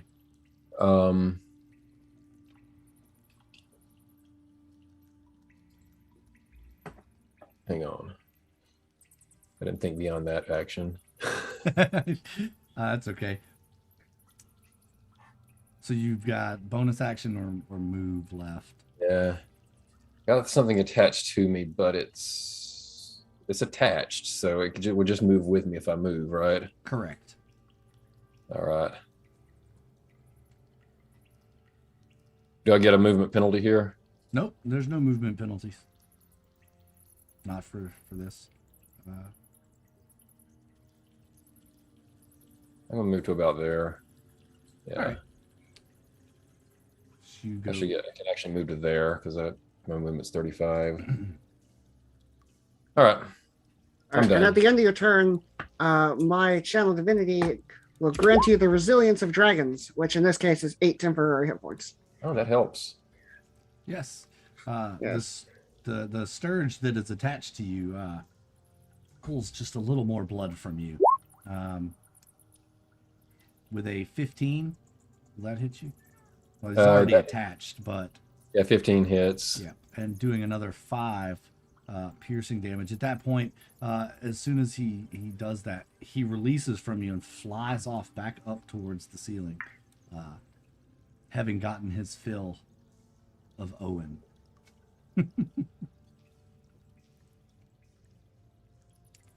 Next up will be Teo. Teo, you see that happen. It is on you. Outstanding. Well, I guess it's time to start doing some shooting as best I can.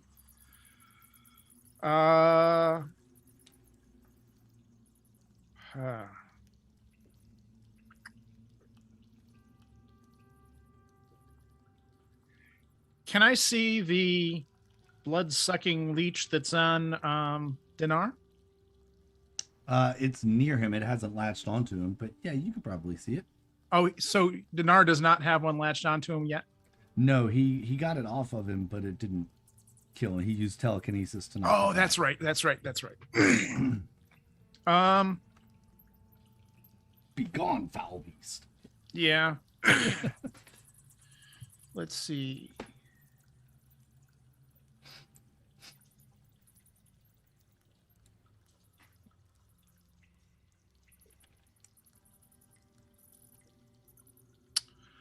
I'm going to take a crossbow shot at the closest one to me. That will be this one right here. You'll be at disadvantage because they are tiny beasts. So 2d20, take the lowest. Or you can Yes. use the advantage toggle. So if the hand crossbow uses dexterity, and has You have advantage and disadvantage, so it's just a standard roll. that's what I was. Thank you. That's where I was headed. Cross your fingers and That'll hit. 6 damage is enough. Dinar, the crossbow bolt hits the one in front of you. It pins him to the floor, basically. Teo just took it out right in front of you. It was pretty impressive Perfect. that he didn't like split this thing and get you with the arrow as well. Anything else, Teo? So that's my action. I've got a movement and a bonus action that I can do. And we're at the top of some stairs. I'm going to hide as a bonus action. All right, bonus action, hide. Dinar, having seen the ones just slain in front of you, Well, Dinar, the first thing Dinar is going to do is get a move on. So I'm going to move right here, 15 feet. Or actually, first things first, I'm going to move 5 feet like this. I'm going to use telekinesis to try and shove this one out of my way. So 5 feet straight up, unless he makes a DC 15 strength save. gonna try, but my strength's only a 4. Nope. All right, so that will move him out of the way so that I can move past safely. Then I've moved 5, so this is 15, 20, 25, 30. Yep. Look at that. And now I haven't used my action yet, so I'm going to use my action, and I'm going to. I guess I'm going to cast Toll the Dead, targeting. I assume none of these are damaged because we just flattened them in one hit. So I'm going to target the one that I just shoved out of my way. All right.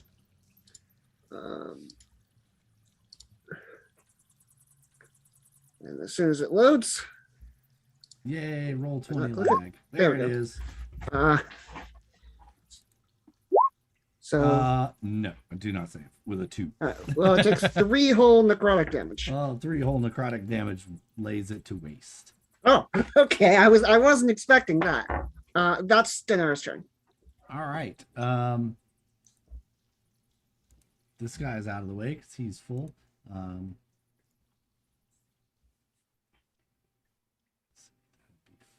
5,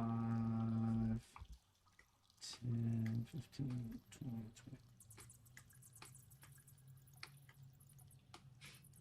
We'll put him right there. Another one flies in near you all, and I'll bring Angelica in there to kind of shed some light on everybody for home. Flies in, but gets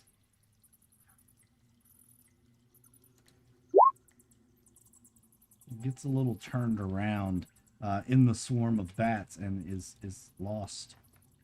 The charm effect that's still going because that lasts 1 minute, correct? 1 round. Oh, 1 round.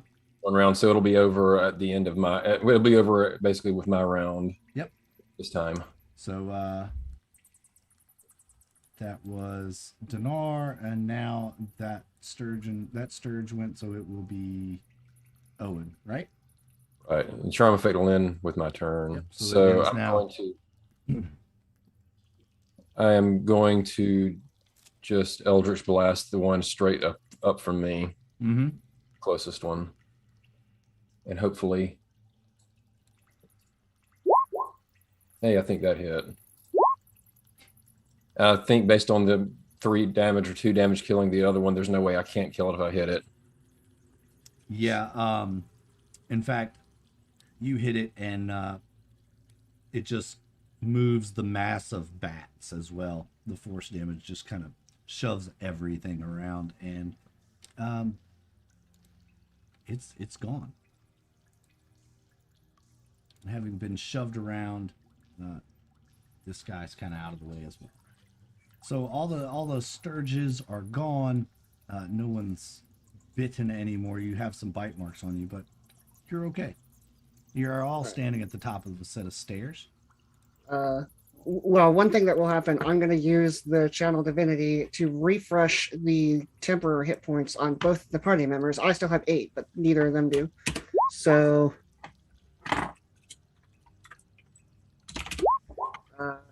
I believe Owen was next in initiative, so he gets 4, and then Teo gets 8. Okay. Those are temporaries, right? Yes, they are. So they last until the next short rest, I think. So across the cavern from you is an opening into what appears to be another cavern. There is a ledge with a drop off into a lower section and the set of stairs that lead down.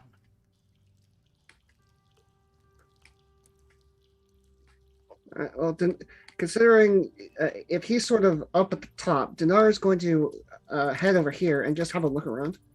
So, does he see anything of note in this area of the cavern? So when you look down, you see one lower platform, and then it lowers down again. So there's 2 about 10-foot drops, and then a lot of refuse, a lot of trash, broken pottery, baskets.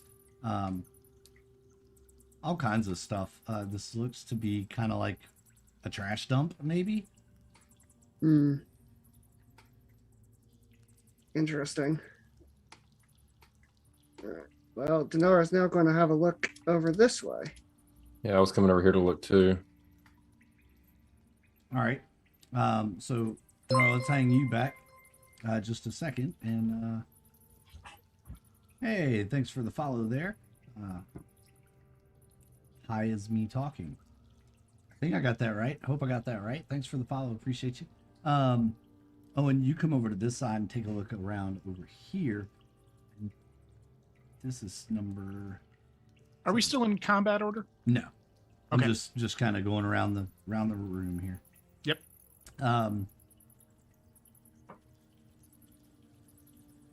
Well, these guys are moving around. I'm going to check the stairs for traps because it's a thing here. Okay. Wow, and a sub. Thanks so much. Thanks for that Prime sub. We appreciate it. That's right, folks. Don't forget you can use your Amazon Prime account to sub for free with us. Please do that. Thanks for that. This is a short passage. Kind of looks like it's narrow and then widens up once you get in a little bit. It slopes downward, but not a lot. Just a little bit rolling down. It's heavily shadowed back in the back part.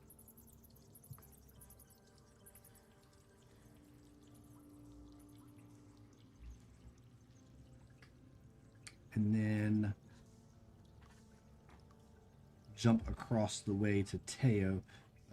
You are checking for traps on these stairs? Correct. Go ahead and roll your investigate on that.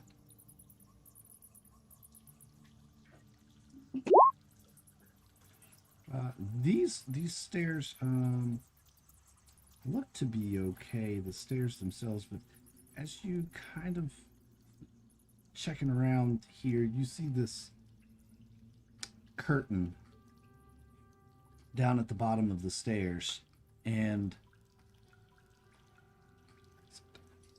there it is. It looks like it's like a fur curtain. It's just like leather strips and fur that make up this curtain.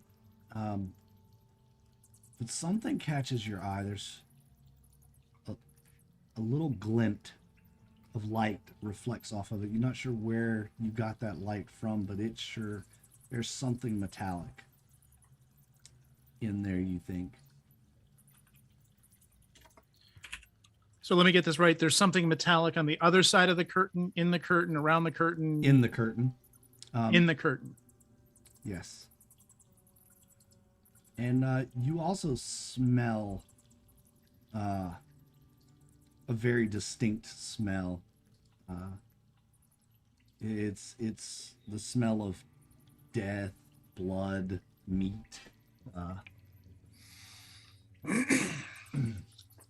The strips that you're looking at that make up the curtain, they're about the width of a human hand.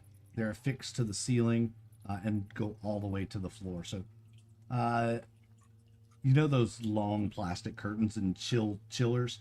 I was just thinking that. Like, yeah, that's kind of exactly what it looks like, except it's made out of leather and fur. And apparently something metal. You cannot see through the curtain. It looks layered, like there's 2 or 3 layers of this. Well, time to bust out another special ability. I am going to use Mage Hand Legerdemain. Right. Sorry, Legerdemain, and try to push the curtain back so that I can see what's behind it. Okay. Obviously, from as great a distance back as I can. Right, from as far back as the spell will allow. Go ahead, if you don't mind. There you go. Yeah, there we go.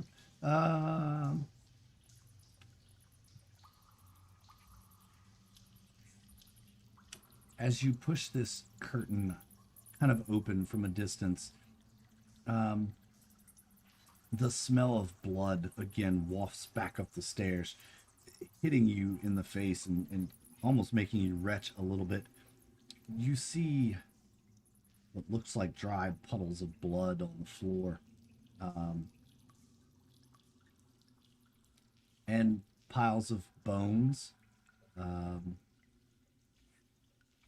different animals kind of down. That's what you can see, just kind of as you pull the curtain back just a little bit more.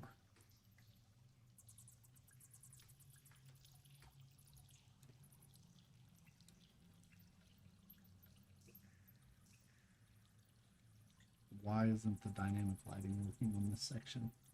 Different level.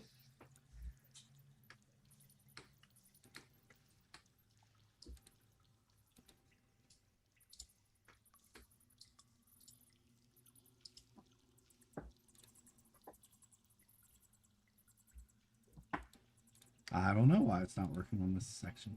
Maybe, that's strange. Maybe you have to move into that room to open it up. Maybe something in the...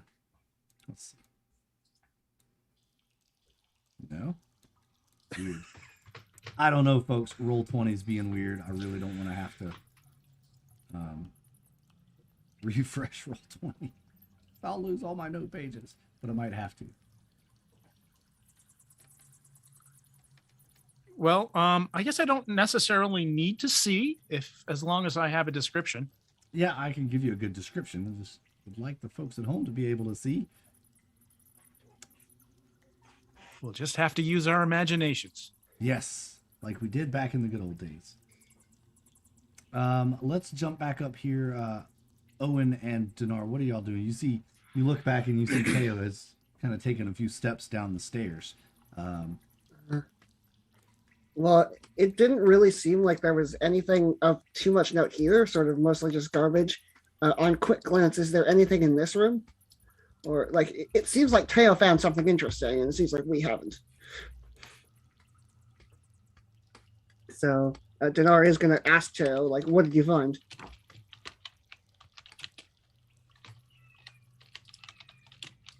I relay my my findings to Dinar.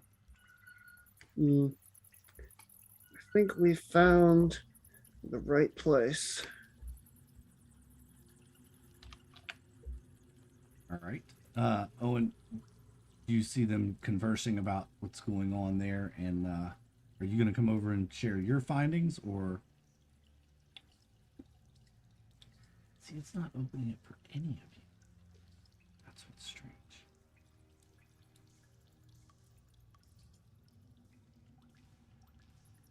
You're muted. Ah, okay. That helps, huh? Yes. Yeah, there's nothing really visible over there except there is a staircase that goes off to one side. I can't see what's up it.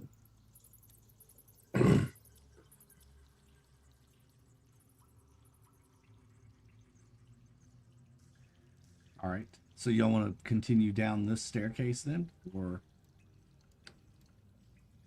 Yes.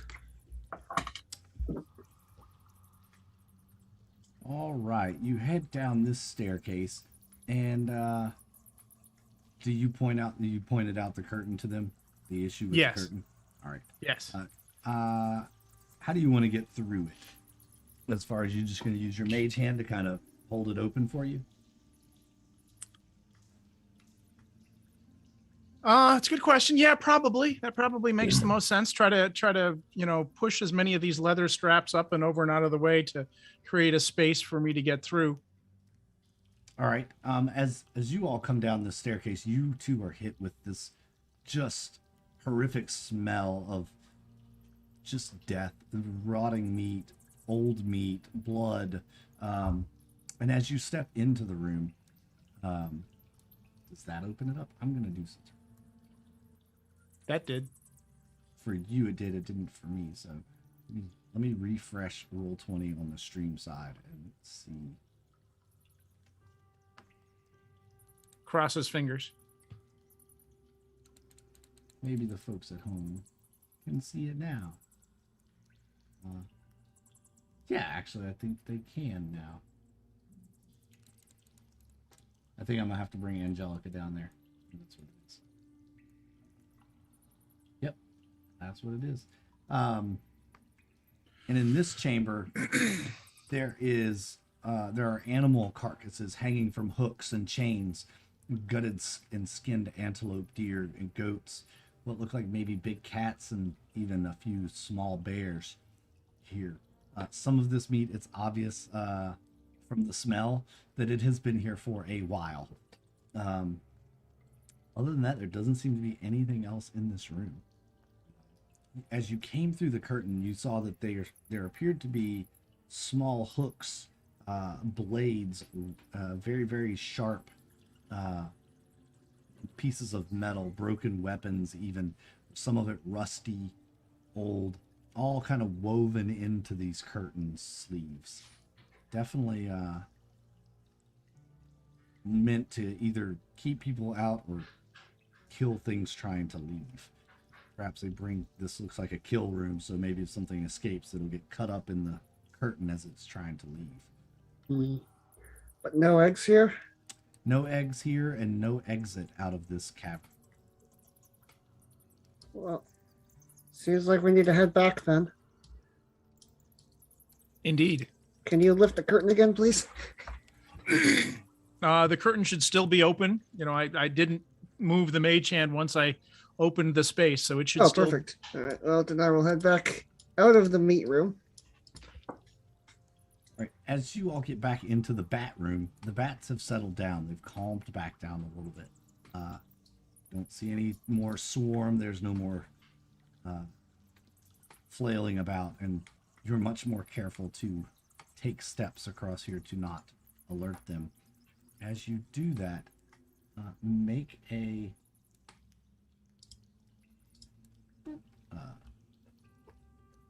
everybody who comes up the stairs, go ahead and make a perception roll. Hey! Well, you know what's going on. So does Owen and Teo. I'm getting there. Hang on a second. Sorry. I'm excited now because you found something. Well, Teo didn't. Owen and Dinar, being the first two up the stairs, you swear you could hear a door close up back in this direction that you came from. Um, but the way the sound is around here, it could have echoed from this direction as well. Well, this is the one place we haven't really been yet, so I think we should continue up here. Yeah. All right. And I'm going to wait for our sneaky companion to come up and see if it's safe. All right. All right. Where are you guys at? Let me see. Dinar is going to hug this wall over here. Let's all back up to right here. That was not what I needed to do. All right. As you enter this cavern, yeah, I don't know if you can see it, but I think the dynamic lighting broke. that works for me. It's working fine. It's just like it's. You have to be on the same level as, so there's, I guess there is like terrain that's in different levels here. I don't know why, but it's working. It's working for me. I'm just gonna test a couple things. As you step into this corridor, you feel something that doesn't feel quite right. And suddenly the ground beneath your feet, surrounding you, and crinkles and crumples beneath your feet as if, oh no, it is a piece of parchment, just a piece of hide stretched out over this hole, and the ground opens up beneath the two of you, Owen and Teo, as you are the first two that step across. It is a shallow pit that you fall into. Go ahead and make a dexterity saving throw. I'll give you an opportunity to bail out of this pit before you.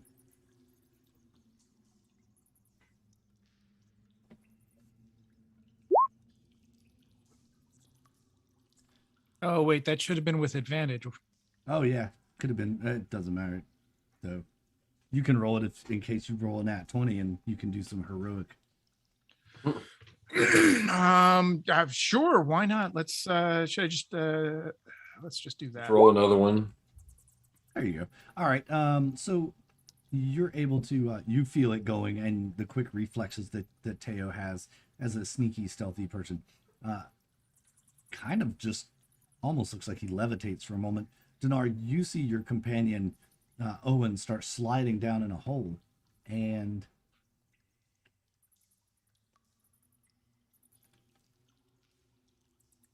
how deep is the hole? it's only about 2 feet deep, and at the bottom of them are all of these tiny spikes sticking up out of the, yeah, it's one of those traps.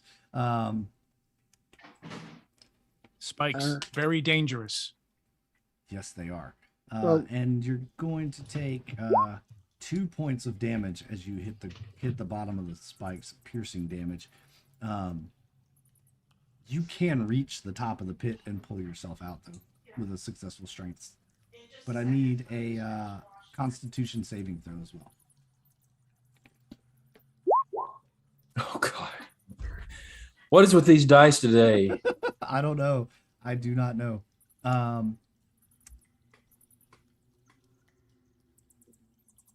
You are confused.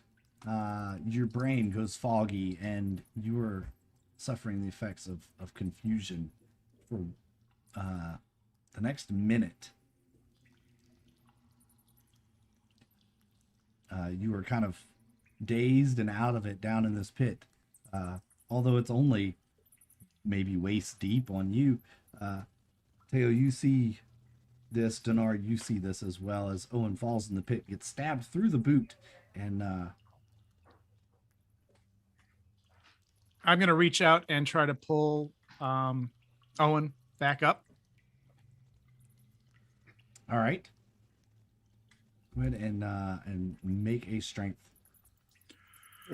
roll. Dinar is pull him going out. to You move can as help close as to the well. pit as he can safely get, but How close is that? Like, can I be here and not risk falling in? Yeah, you can be here and not fall in. All right. Well, I'm going to do that then.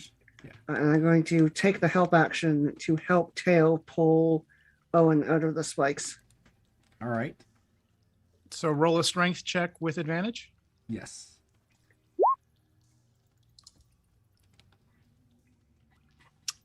Yeah.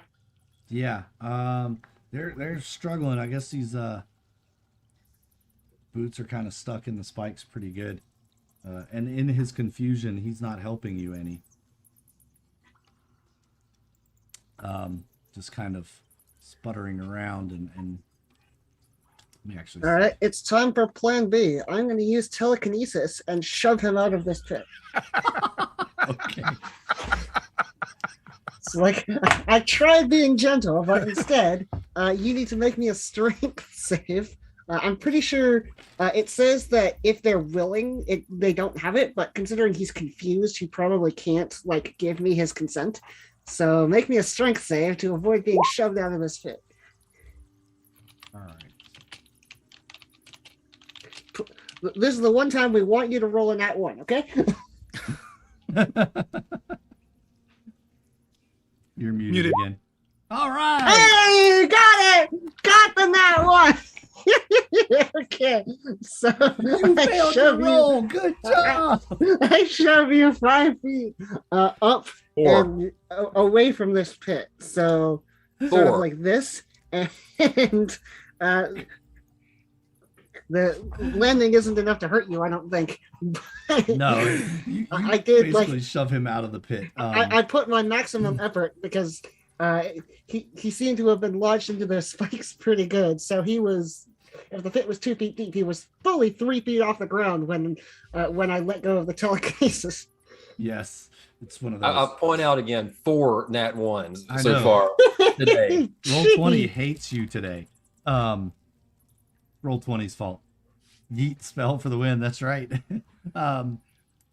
So for the next minute, you cannot move or take any actions this turn. So for this turn, it says you're The next basically minute? suffering the effects of the confusion spell, which is a So that's D10. what, 6 and- turns, right? Yeah. Well, the exact effect is now that you're out of the pit and no longer being poisoned, I can roll the actual effect.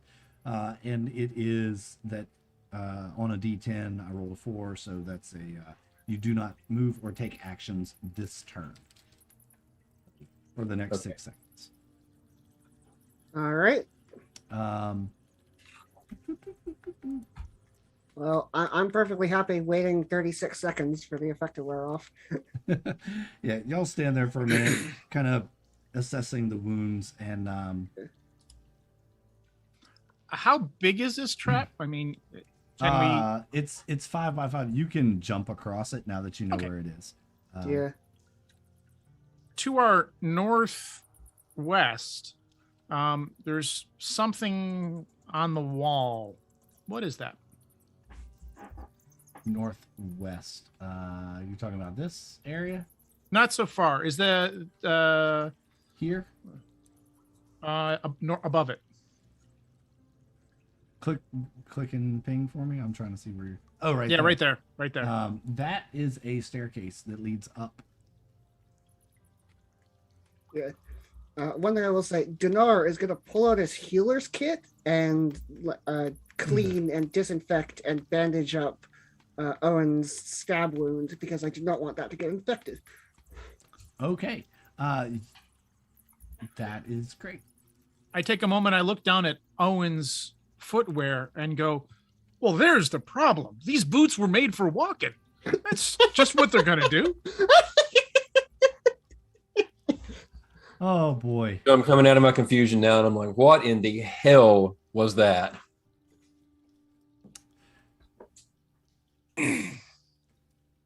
Yeah, that was a very cleverly painted trap. It looks like the hides of some animals were taken and drawn and painted to look just almost exactly like the cavern floor. Until fully cured from your poisoned condition from the spike trap, you will have disadvantage on attack rolls and ability checks. Until you are unpoisoned. How long does that last? I think poison. Let's double check this. 2 rounds. Yep, 2 rounds. So, a couple more minutes. I don't know. I'm making it up too as we go. It's a simple poison. So it's a simple. We will go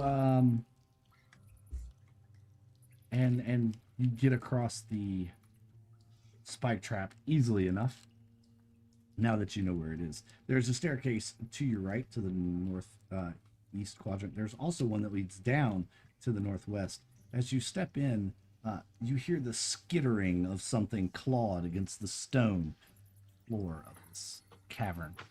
And back in the back, you see some movement, actually. These look like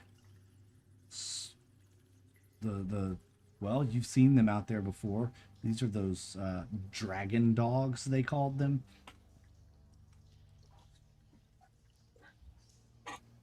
Well, in theory, we should be able to take care of them, assuming we don't kill ourselves. In theory, yeah. There appear to be 5 of them in this. No, not 5. 5 is too many for this size party. My bad. There are joy.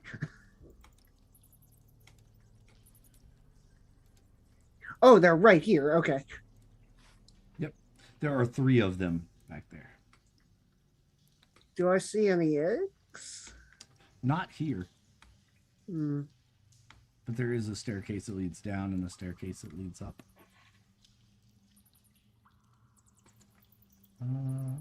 Remember, we're playing with Jackal, I'm not here to kill you crossing.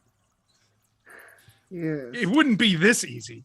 Simple oil lamps provide some dim light in this area.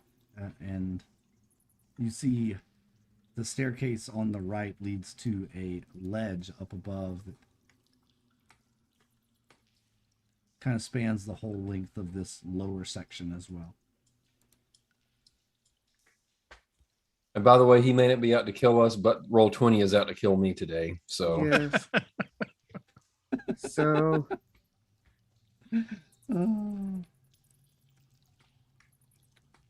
all right. I want to make a nature check.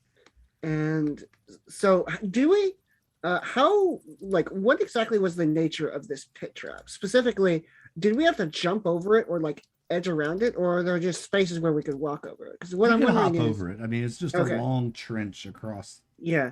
Could they hop over it? Or are we relatively safe on the other end? Oh no, they could easily hop over it as well. Okay. I mean, they're same. They're size. dragon dogs. Yeah. Yeah. They're what you know as kobolds, but they are dragon dogs. Okay.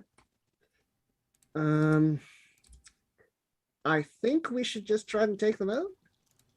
Do they see us? I assume they don't do see us. you now that you hop out and into the cavern.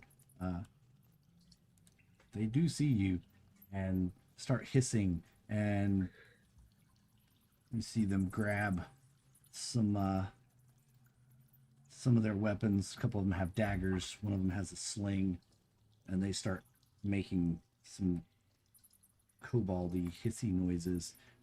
We can go. Well, can I shoot one of them with a spell, or do I have to wait until initiative?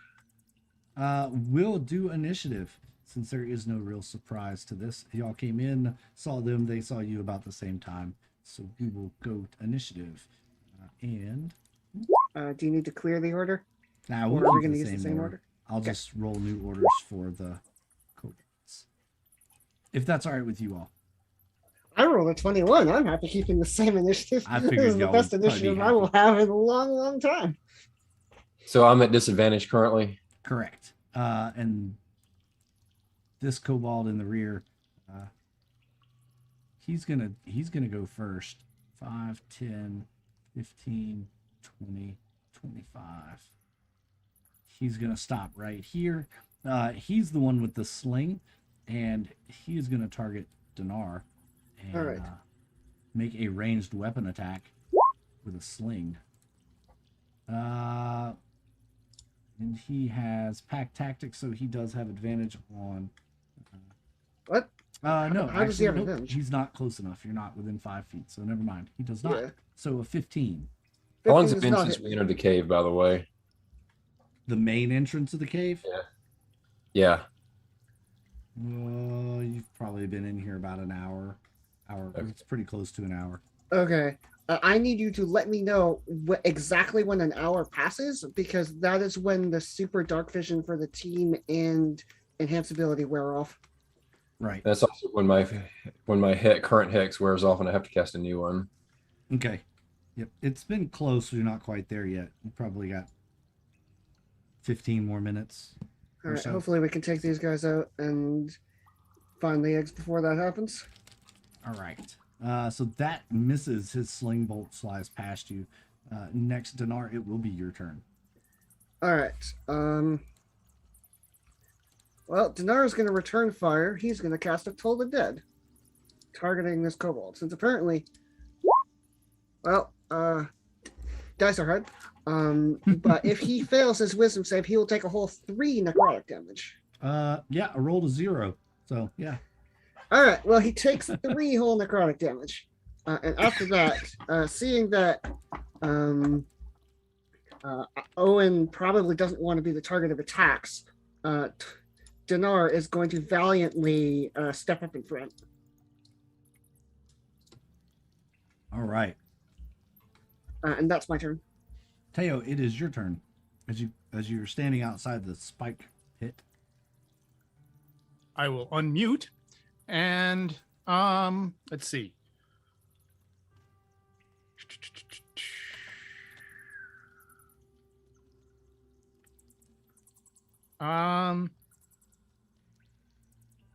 Which side of the spike pit am I? Am I on the?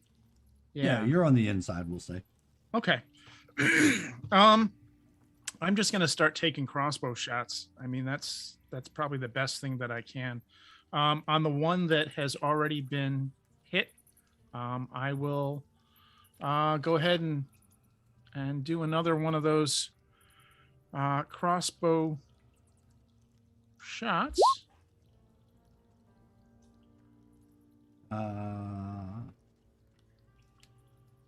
And since it should be with advantage, correct? Because we decided that it was a dexterity based all ranged weapon. attacks are all ranged attacks are dexterity based. Okay. But I think the spell bonus is to checks and saves. Is that correct? It's only checks. Only it checks, does not so affect saves. doesn't affect saves or attacks. So it's only Okay. skill checks. Yep. So that It'll will. be so good if it worked on the attack rolls. Yeah, it would. It would. That would be OP. But yeah, the bolt flies past him, missing him narrowly. It happens. Still getting used to this thing. At least so far, I haven't shot myself in the hand yet. Or any of your party mates yet. All right. Are you going to move or do anything else? Let's see. Is Owen still confused? No. The time I'm not- you took to bandage his feet up and all that. Right. Got it. I'm not confused, but I am at disadvantage for a bit. How much longer? A couple rounds? Yep. I don't know. All right. So you got the gonna remainder stick- of this one and one more. I'm going to stay where I am for now. Oh, and bonus action hide. Okay. Hide. You duck down in the pit, avoiding the spikes. And hide. Oh, and it'll be your turn next. I'm going to move right there. I'm going to move my hex onto that guy right there. And I'm going to attack him at disadvantage and hope I don't kill myself in the process. All right. He got there hit. you go. 20 hits. 20 hits for sure. And then I got that, and I've got the hex damage. That is more than enough. You blast a kobold against the back wall, and he explodes into kobold bits. Oh, I didn't roll one.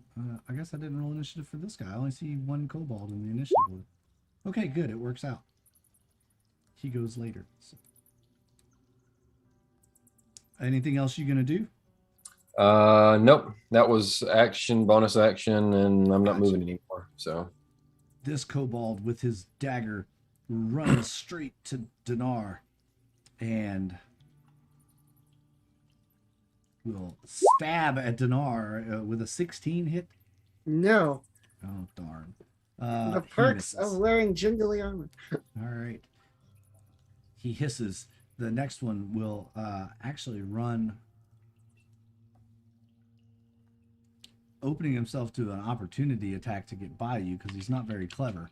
Just go ahead and make a attack of opportunity. Dinar. I don't have any weapons. Unarmed strike. If you want, and if you don't want like to, I that's have fine, negative too. strength, so my unarmed strike deals 0 damage. So- Okay, fair enough.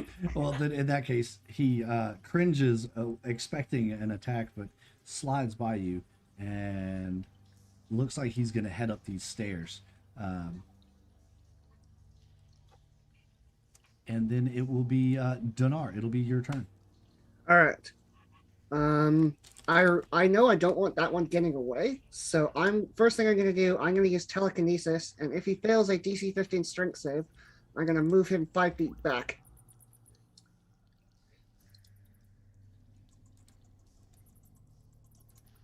Okay. Because we cannot have them hollering for reinforcements. He did fail his strength save Okay, quite so spectacularly. he is moved 5 feet straight down. Right there. And then I am going to cast Tool of the Dead, targeting this one that I just pulled. This one here.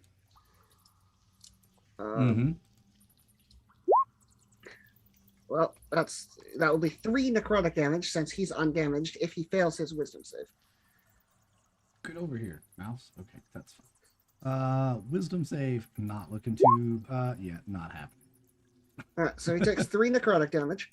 The next thing I'm going to do, I'm going to move 5, 10 like this to give Teo a clear shot at this one so that he can get a sneak attack without risking shooting me.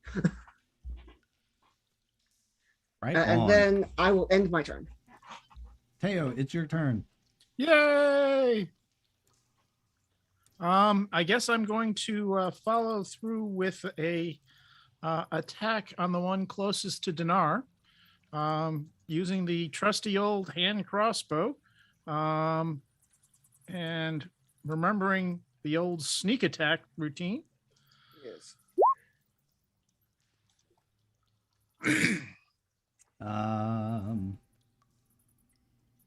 And you're not at advantage, right? I thought he was. Aren't you attacking from hidden? Yeah, well, he hasn't been seen by that one because he was hiding. So yeah, you would be at advantage. So yeah, 25 will hit. So the other question would be: is he within 5 feet of another enemy? no. I am here. He's within 5 feet of your ally. Right. Mm-hmm. So that would be one of. So okay. So So that that should should, add your sneak attack damage. which is 2d6.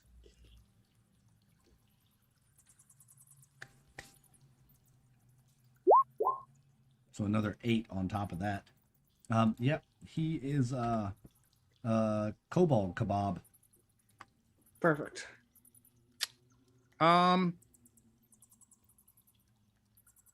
Let's see. I have a move ability. I'm going to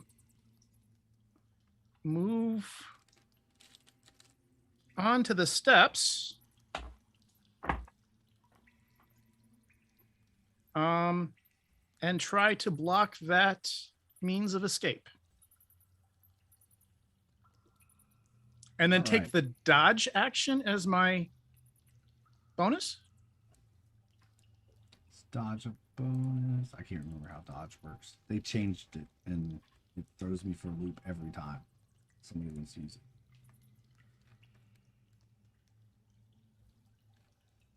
I think it's one of the 2 or 3 things that I think can it do is as a one of bonus. the- road. I mean, no, it isn't. But if you want to rule 0 it, then sure. Nope. Dodge is a action of its own, right? Or it's a reaction. Dodge is a reaction. I see. Disengage or hide. Disengage is the one you're thinking of. That's right. Thank you. Yep. Because there is a dodge rule, but it's not one of those. So you disengage, and as you climb up this staircase. Yep.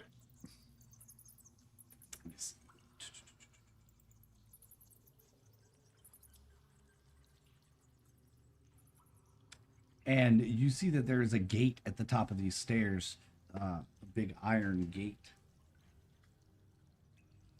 up there. This is an iron handrail coming down the sides with an iron gate at the top of the stairs. And inside, you remember those big, gnarly things that that you were fighting before outside, the big drake winged mini dragon things. You see 3 of those inside this cage.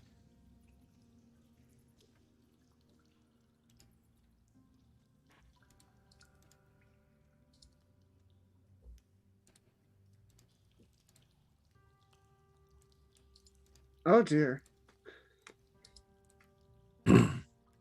They're kind of kept in by the walls of this cliff and the cage of the stairs that lead down to it.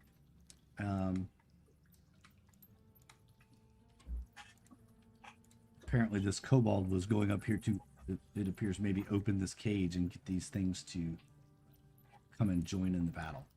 Next up will be Owen. Okay. You still have the 1 kobold. Yeah, move right there. And yeah, my kobold there. Hex is going to him.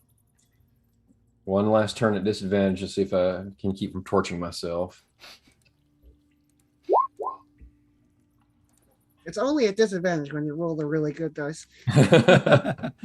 Yep, that will definitely hit, and that definitely,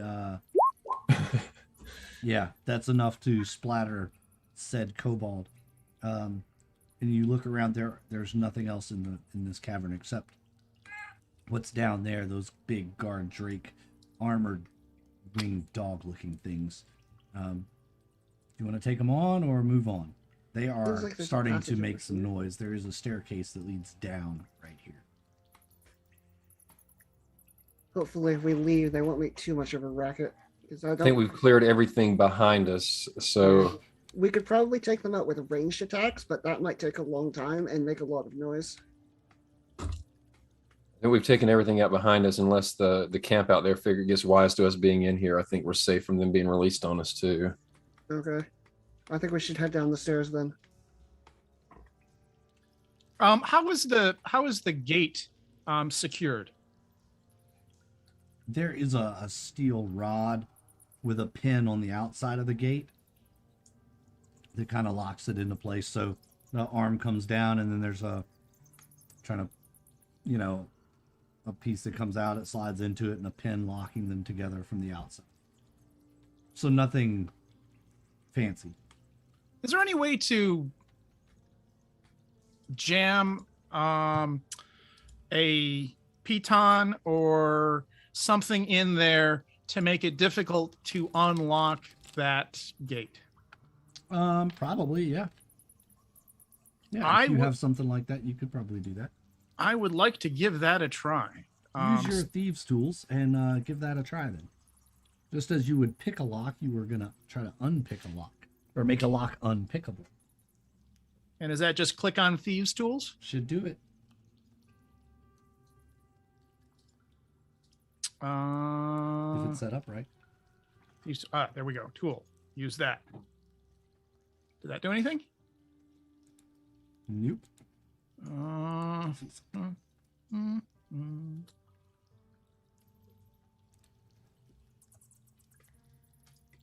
That's not it. assuming you're proficient in these tools, I believe it's the same bonus as a dexterity Yeah, save it is. for So if you. it won't, So you could try that. yeah, just use a dex save, and then you are 10. 10. You struggle with it. It's not going to be easy to do with the equipment you have here. You know it is possible, but you don't have what you need here. So next question. Can I use some rope and just basically wrap the rope around the gate to, Sure. you know, That is make a simple enough task to do. Yeah. Yeah. slow somebody down if when they get there, they have to cut through or untie the rope. That's very clever. That's very clever. While you're doing that, Dinar, go ahead and make a wisdom check. A perception. Just straight wisdom or perception? Perception. Well, 14. it's a 14 or a 14. Having Yeah, there we go.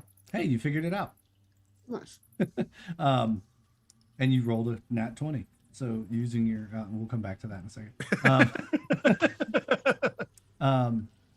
Having tripped on a set of stairs previously in this dungeon and kind of slid down, you're very cautious before you go down these stairs, and it appears there's a theme with transitioning heights, that there are typically traps. You find that this staircase is indeed trapped. It looks as though it is another one of these collapsing staircases that would slide you down, but this looks like a much farther fall than the one before. Okay. Well, Dinar is going to alert the rest of the party of this and basically say, here's the situation, but I'm not really sure what we could do about it. Maybe we could use the rope somehow. Anybody else want to give it an investigate? Absolutely. When I'm done with the work that I am, I'll come over and see what I can do about disarming any traps. Yeah. Oh, and you see it too. You see, yeah, this is definitely, there's a trap here. Looks like some kind of loose stair or something. Yep.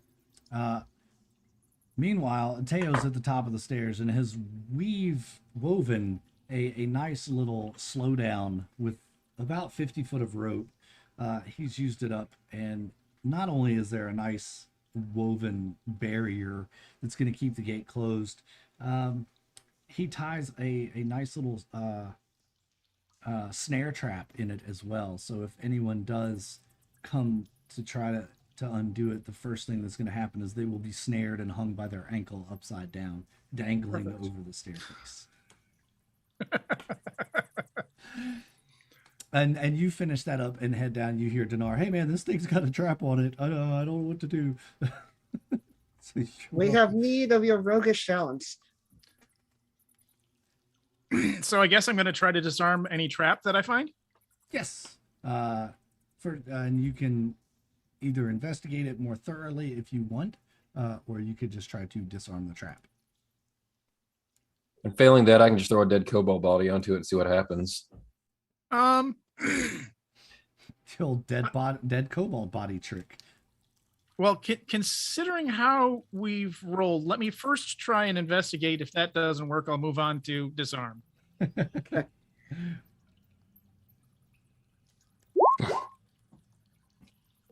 15.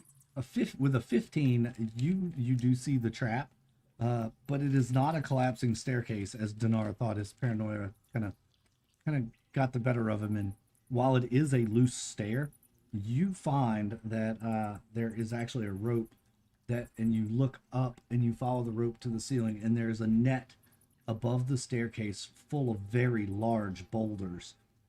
Should you have triggered this trap, the boulders would have come down from the ceiling, crushing you, dealing a lot of damage to you. All right. I guess the question is, do we want to disarm this trap or leave it in place? I assume whoever is here will have known about it, and will try to avoid it just like us. I think we should disarm it in case. How does one say in character in case of an unfortunate Nat 1 incident? In case we're not as dexterous as we In believe. case we pull an Owen, we need to get rid of this Yes, thing. exactly. You're right. I see your point. This cave has been very dangerous so far. Yeah. The other thing is, in case we need to, like, if we need to leave here at speed, I don't want us like needing to navigate carefully around this rope, because that might get us killed. So is that a thieves' tool use again? This is also a Dinar backs up kind of operation. Dinar backs out of the way. Yes, you could use your thieves' tools. You've investigated it. You know about it. So roll with advantage, and you know what the trap is and how it's all configured. So just roll with advantage. I click on thieves' tools. I come back here and do that. 17. 17. With a 17, you're able to rig up a line that's going to be higher than the trigger point. You tie it off to the handrail back at the stairwell with your rope, and you tie a pretty good knot in it. So you test the trap, kind of pushing a little weight on it, and you see that while the rope pulls taut on the stair, your line is keeping enough slack in it to where it's not triggering, it's not pulling that rope down. It's actually transferring the weight back to the handrail. Outstanding. Physics. And you two say, just in case, we might want to just try to skip this stair altogether and just maybe take a long step over it, just in case. That would be ideal. But you're pretty confident in your. Well, especially after my last trap that I just set. Yes, you were feeling really, really confident. I I believe that's hold me beer. Yep, that's correct, Chaotic. Hold my beer. I'm going down these stairs now. All right. Down the stairs you all go, and move the map so that we can have the folks at home see what you all see. Down the stairs you go, safely making it to the bottom. Angelica's going to come with. This opens up into a somewhat larger cavern, and in this cavern are a bunch of mattresses, straw covered with badly cured furs, that form small beds haphazardly positioned around. So rats and small lizards scurry through all of the leftover moldy wine and bread scraps on the floor here. It looks like this is a den or sleeping quarter for probably kobolds, if you had to guess, just based on the size of everything. Probably not a baby dragon incubator. Probably not. You don't see any eggs or any eggshells. But the room is empty otherwise. Okay. There's one place I don't think we've been, and that's I saw sort of at the very edge right here. There's one more passageway. Yes, there's a staircase here that leads up. Yeah. So if y'all are gonna go that way. And then I also see another passageway, but I don't think I'm supposed to see this because I see it through the wall. Where are you looking? I'm looking here. I'm not sure if you can see my ping. I see the same thing. Like, I'm not sure why, but I can see this passage through the wall. Dinar can't see it though, so he wouldn't know to look passage there. you're talking about. I'm not able to see where you're pinging. Hold on. Let me zoom out just a little bit so I can see where you're talking about. Right there. Yeah, that's at the top of the staircase. You can see across the way there. You can see across the way. This staircase goes up, and there's a stone bridge that goes above. Probably Okay. like the ceiling level of the cavern below you, and it climbs up and over to the other side. Okay. So if I was here, can I go over here? All right. So you can Well, follow away Okay, to gonna here. delete these doodles. See, I couldn't see that on my map, your doodles, Okay. because I was zoomed But out too far. I'm fairly certain that we haven't explored this before, so I am at least gonna peek in. Nope. So yeah, you go across the stone kind of bridgeway, if you will, and you can kind of get a sense of where you are. You've zigzagged and crisscrossed your way through this cavern, and this room opens into a very large cavern. Dinar, go ahead and make a charisma save. Well, that's not a bad charisma save. That's a 19. Not a bad but charisma save. I'm very confused as to why I need to make a charisma save. You get a overwhelming sense of what you were once warned of in taking up the oath against Tiamat, that she will tempt you. She will try to convert you. She will try to take you into her fold. And as you make your way down these stairs and get closer into this room, that sense just gets heavier and heavier over you, and you're able to shake it off. And Well, Dinar is going to say to the rest of the party, be on your guard. I think we're getting close. The other thing I'm thinking of doing, are we going to say that an hour has passed? I think an hour has passed. At this point, yes, about an hour has passed. I'm going to switch up support spells. So if dangerous saving throws are involved, I'm going to set up Bless.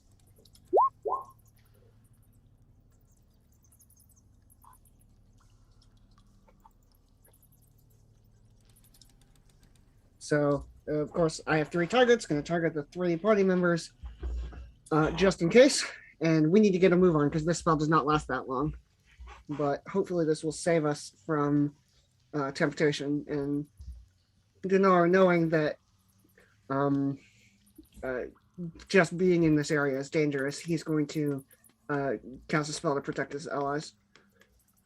And then he's going to... All right. Teo, are you coming along for the ride here on this one? I don't see your token. Yes. Oh, there you were under Angelica. I'm sorry. As you all step into this room, you recognize it immediately, Dinar. This is a shrine to Tiamat. And Teo, as you step in, you hear a voice coming from the back of the room, kind of from the shadows. You survived. I don't know whether to be disappointed or pleased. Perhaps it is a mix of both, I think. Stepping from the shadows, deep within the cavern,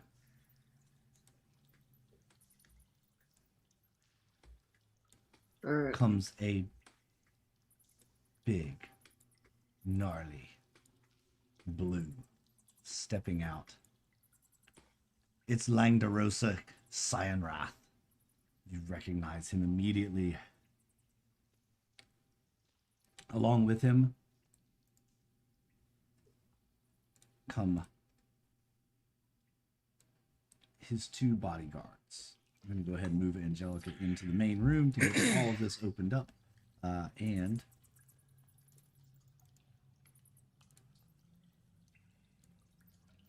flanking him on either side.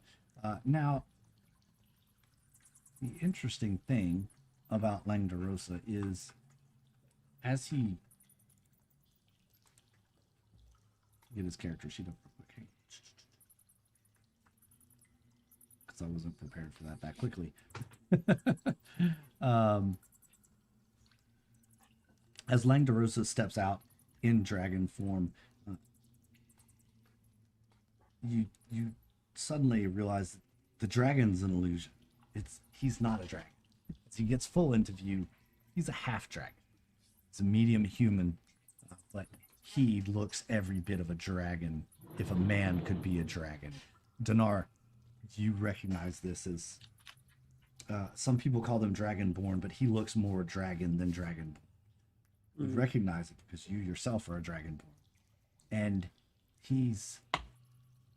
looks like a dragon, scales and all. but he stands on 2 feet and walks as a human. So would Dinar know, is this the place that they would be hiding the eggs? It would be very near here, yes. You think it is very near here. Okay. And for this one, I am going to clear the combat clear tracker. We're going to roll a new initiative for everyone in the room. Well, here goes. Ah, drat.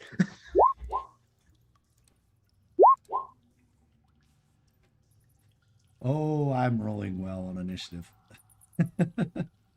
Owen rolled a 20. So did Langdor. So what is your dex, Owen?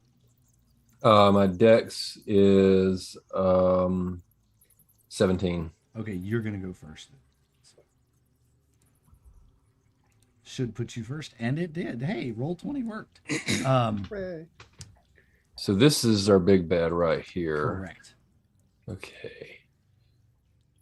And I'm first. There is a staircase leading down just outside, just to the back of this room. You don't happen to have a nice happy AoE, do you? You know, a shatter or something would be really nice right now. Okay. I'm gonna move right here straight in front of him. And I'm gonna try some. Hang on. Hold my beer. I'm gonna try something. You guys got this. Cheer him on, chat. Dinar Help like him out. holds. Dinar like braces himself.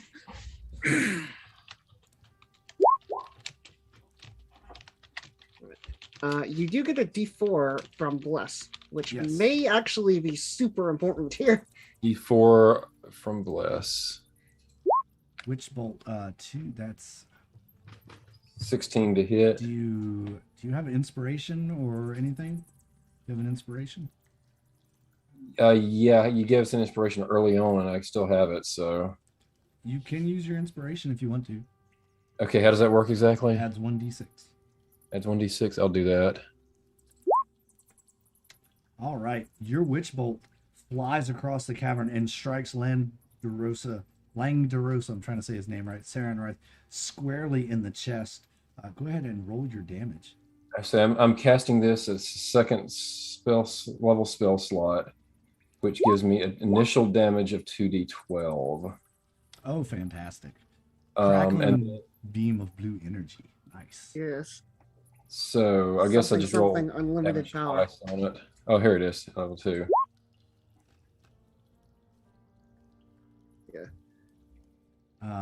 So the let's see, he has resistances to things. Let me see what those are. Okay.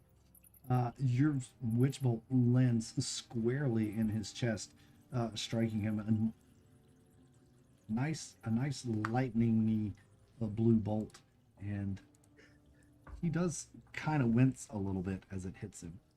Yeah.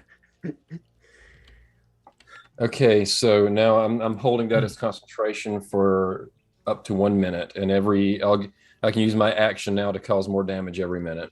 All right.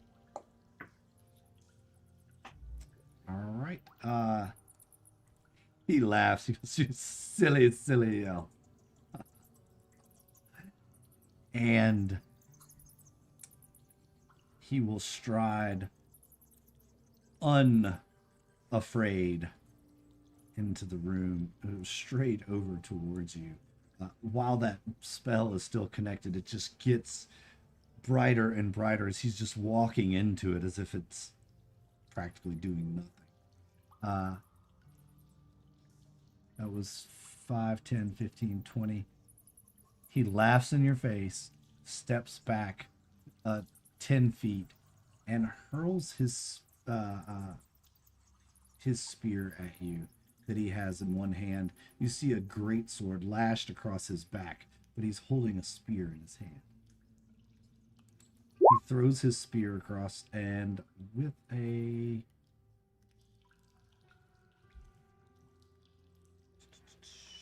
He is not in... Okay.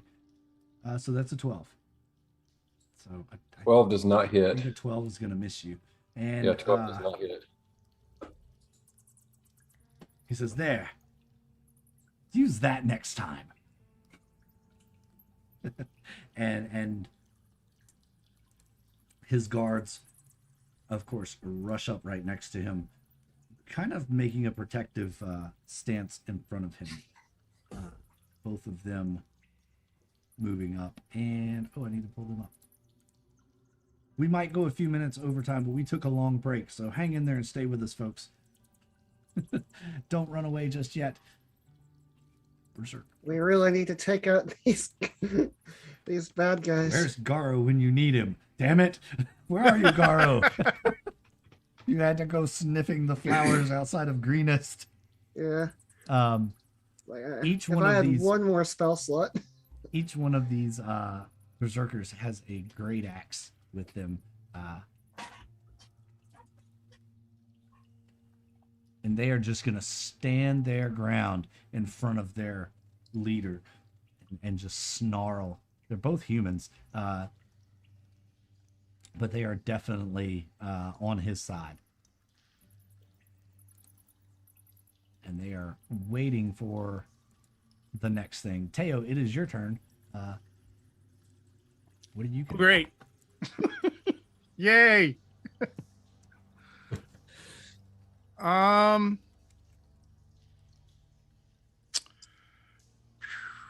Well, obviously I need to position myself where I can do some good. I'm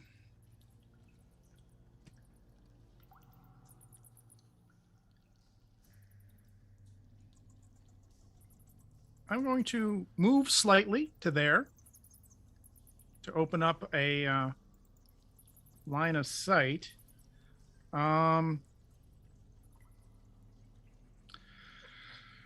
What to do? I guess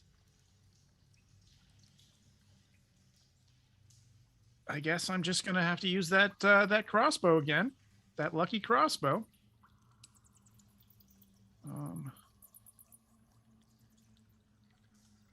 Because unfortunately, I don't have a two-handed greatsword proficiency. There's a spear on the ground next to Owen. Also. That's fantastic. If I had spear proficiencies. You're a simple weapon, right? Yeah. Simple weapon here, folks.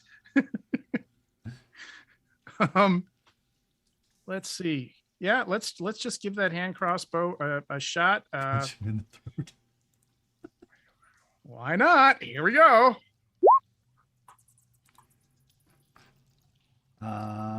14 does not hit. Do you have an inspiration or any additional things that you want to add to that? I don't believe I have any inspiration or. You do have bless. You have the bless 1d4. You have 1d4, which is a that's d4. Right. Yep, you do have bless. Well, why not? Let's use the bless. So just roll a d4 and add it to that. Yep. D4. Okay, so that's 15. Nope. That still doesn't hit. Unfortunately. Well, yes. Not hitting is. So let's see. What do you want to call that? 10 feet of movement to get me to where I am? Yeah, we'll call that 10.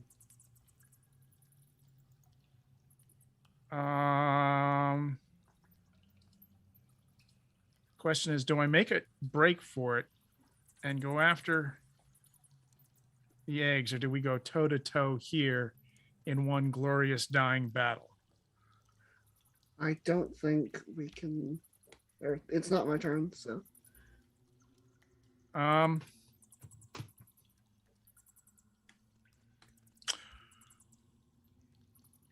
going to use the good old-fashioned hide command as a bonus action and do my best at disappearing into the wall, as opposed.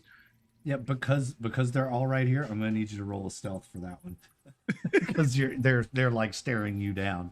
So. Well, yeah. In the other cases, you were far enough away that I'm a rock. That's Teo right now. I'm a rock. Really, I'm moving so slowly you can't see me. Next up is Dinar. Dinar, what are you gonna do? You see Well, one of your arch nemesises standing across from Nemesis. I'm going to target the. So I see there's a dragon and 2 angry people with axes. Correct. I'm going to target the dragon with Toll the Dead. Well, it's a half dragon, but yeah, okay. Um. And the half dragons currently get connected to me by a lightning bolt. Yep. And if he fails a DC 15 wisdom save, I actually rolled well on my D12 for once. He takes 9 necrotic damage. All right, he did fail his save, so he takes 9 necrotic damage. All right. All right. And then I have a bonus action.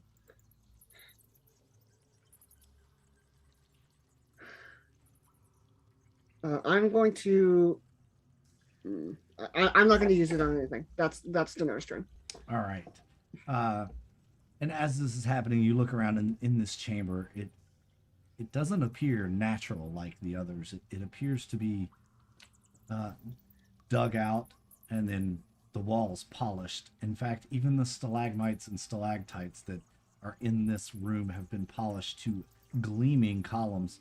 Every surface glistening with moisture. It's warm and humid in here. So can I ask, is there a stalactite right like up in this cavern here? Nope, they're here, here. Yeah, there's not one there. There's one close to this guy. There's one right here. What I'm wondering is, is it hanging from the ceiling? Like, what I'm wondering is, could I use telekinesis to try and drop it from the ceiling? Call high or low, and we'll roll a D100. Let's say high. High. Well, it was high. All right. See, I'm a fair dungeon master. So I'm going to use my bonus action. I'm going to use telekinesis, and I'm going to shove the stalactite in such a way to basically fracture the top of it so that it falls onto this guy's head. This one here. Okay. So I guess stalactite needs to make me a strength save. Well, it can't make a strength save, right? So because it's does that just happen? Rock. Yeah, so it happens, and he's going to take roll me big numbers. Roll 4d8 piercing damage. Oh, that's 10. That's okay. not exactly the big numbers I was hoping for, but that's okay. I'm gonna also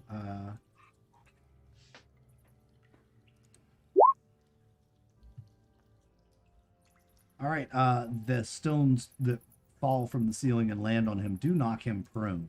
So he is prone, meaning any attacks against him are automatic criticals. Or automatic successes. I'm sorry, not criticals. Automatic successes.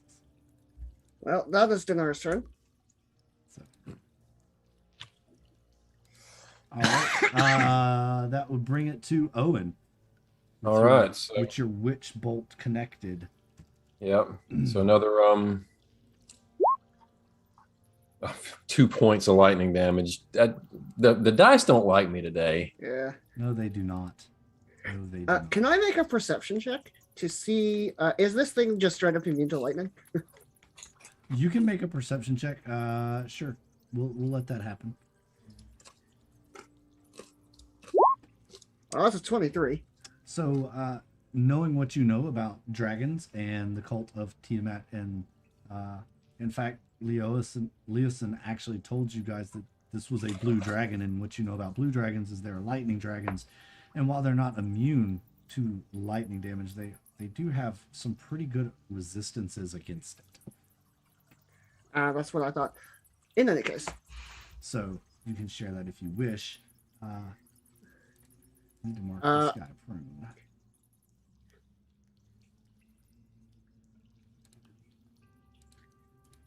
Yeah, I actually am going to say, like, he resists lightning.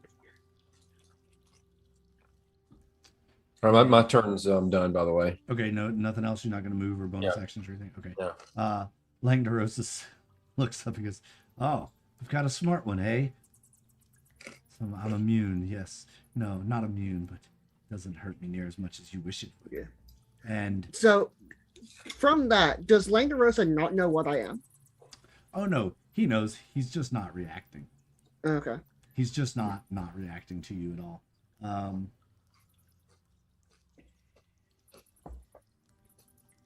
He is going to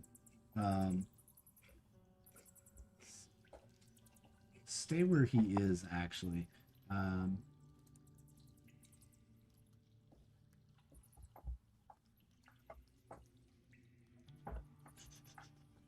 Oh, now he's just playing with us. Yeah. He's going to stay where he is and just draw his great sword with one hand, pommel it, and take a step forward, as in a very threatening manner, as if he's going to look at Dinar and say, "So you, Dragonborn, you think you can defeat me, the great Langdarosa Cyanra? You shall be no match for me. I shall eat you. You will be my dinner today." And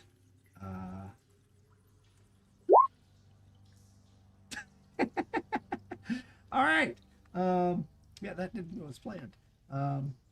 You are not intimidated or fearful of him at all. In fact, the words that he says spark something in you, and everyone in the party will have advantage on their next attack rolls against Langdaros. Yeah. As he failed his intimidation with a natural one. Yeah. Dice Well, are the dice, y'all. The dice are Dinar is dice. going to respond.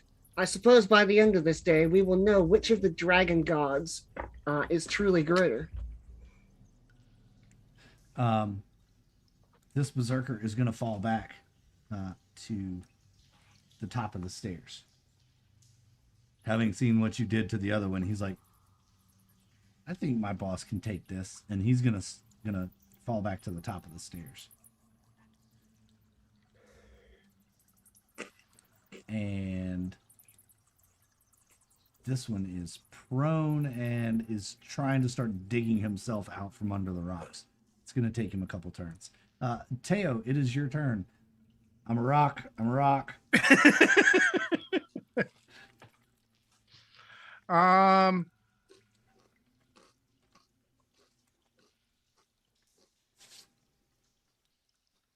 Well, let's see. I guess I'll just keep going at it with the crossbow. Maybe something will You've finally got connect. advantage, and that bless is still going, right? Yes, it is. So Like I said, maybe we'll get lucky with one of these rolls. So yeah, I'll take a pot shot with a 21 will hit, and does some nice damage to him, actually. Yeah. With 10. You find a weak spot in his scaly armor, and that one sinks deep into him. He groans. You see the blood start pouring down out of his side as he was kind of flexing his great sword up and trying to be intimidating. You gave him one what for? Yeah. You're gonna continue to try to be a rock? Well, I am going to say you do get sneak attack.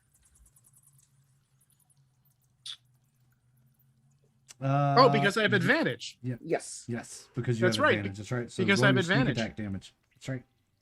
See, this is why we keep you around, Smart. And is that 1d6 or 2? It's 2d6 Two. because you're level 3. Because you're level 3. Oh, It's that's level -1, right? So an additional 3. That will help. Minus 3 more. All right. Are you gonna move or take any kind of bonus actions? Yeah, I guess I'll hide. I mean, standing next to these guys gives me some advantage, so I will stay here. All right. If you're gonna try and hide again, go ahead and make a stealth because he's just staring you down. You just shot him with a crossbow, and he is not happy with you. Oh, you know what? There's nothing saying that I might get lucky one of these times. Let's go for the stealth. I don't think you're Not getting this lucky this time, though. time. This is quite. not, however, that time. This is Dinar. It is your turn as as you see a crossbow bolt wedge into Langdaros. Yeah. How is he looking? Is he badly wounded? Make a medicine check. That's a 13. With a 13, he's looking pretty wounded. Not mortally so, but the last couple of hits were significant, you can tell. His scales are open in a couple of spots, and there's actually some flesh exposed. All right. Dinar. All right.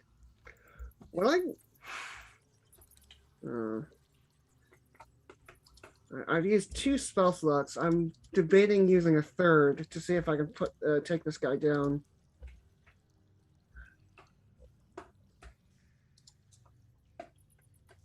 I'm actually just going to cast Till the Dead targeting him. So he needs to make me a wisdom save, or else he takes 7 necrotic damage. Hey, you got a good roll on the D8 that time. Ooh, I saved though. Oh, Or the D12 rather. Barely. yeah.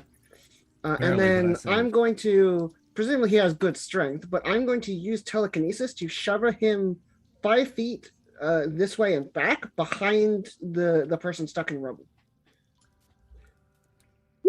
So unless he succeeds on a DC 15 strength save, he is shoved 5 feet back. And he does with a 17. Fair. Claws down, stands his ground. Your mortal mind tricks can't work on me, little dragonborn. Grow up and be a real dragon one day. Well, that's Dinar's turn. Oh, and it'll be your turn.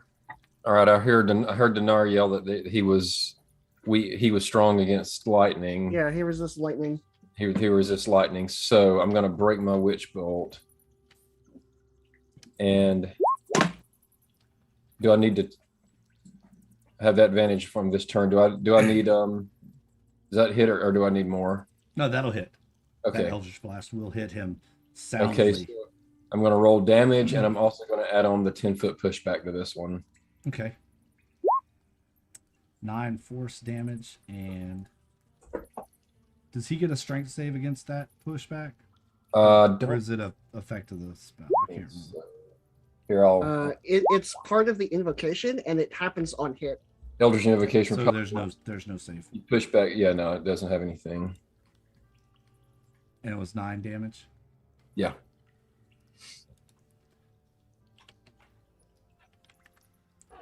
All right. He is shoved backwards 10 feet. Anything else? Sorry. No, I don't. Hang on.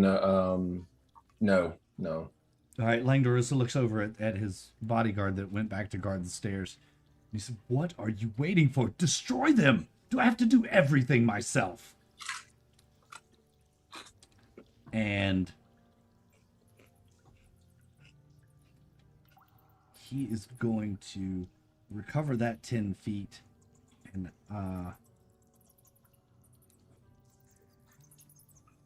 come back up. Since you won't use it, I will. He grabs his spear and in melee range just stabs you with it, Owen. He tries to anyway, getting up with a 12. That does not hit. Does not hit, so you are safe from that. And his I'm berserker, gonna stay from everyone but myself. his berserker bodyguard is gonna come over here and use the help action to help his buddy up, get him uncovered. The two of them will be occupied for the rest of this round, but for the rest of this round he will still be considered prone, and then next round he'll be up. So Teo, it is your turn.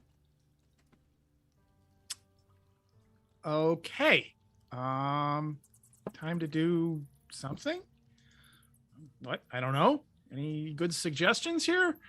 Insert a sharp object into the dragon's face. That is my suggestion. Pointy bit goes here.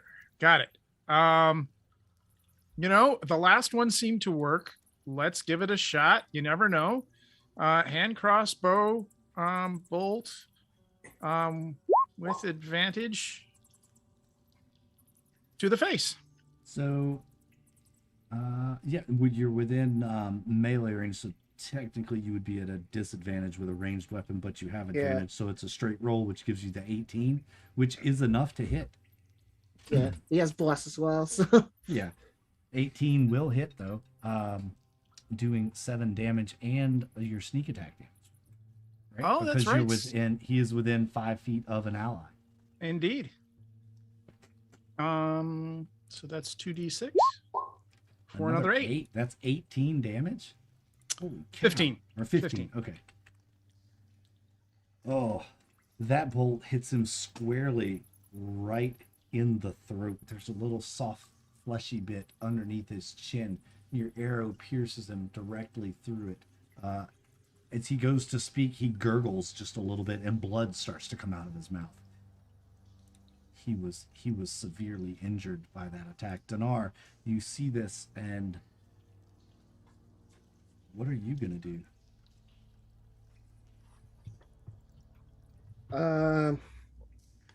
Well, I'm gonna say to him, I'm enough of a dragon to defeat you, and I'm going to exhale my dragon's breath. And my dragon's breath is quite special. So 31 hit points worth of creature. I'm targeting it basically to exclude my ally. So yeah. Starting with the lowest hit points, fall asleep. No save. 31 so of those points. 3, which one has the lowest hit points? And if it has less than 31, it falls asleep. Yep. And then the next lowest hit points falls asleep if its hit points is less than 31 minus the hit points of the first one. So he will crumple into a sleeping heap. The other two, however, stand fast and look at you and drop their axes. Don't kill us. We're just following orders, man. Look, they pay really, really good. If you can kill him, I'm not messing with you. They're going to make a wisdom save to see if they actually believe you killed him or if they know that you...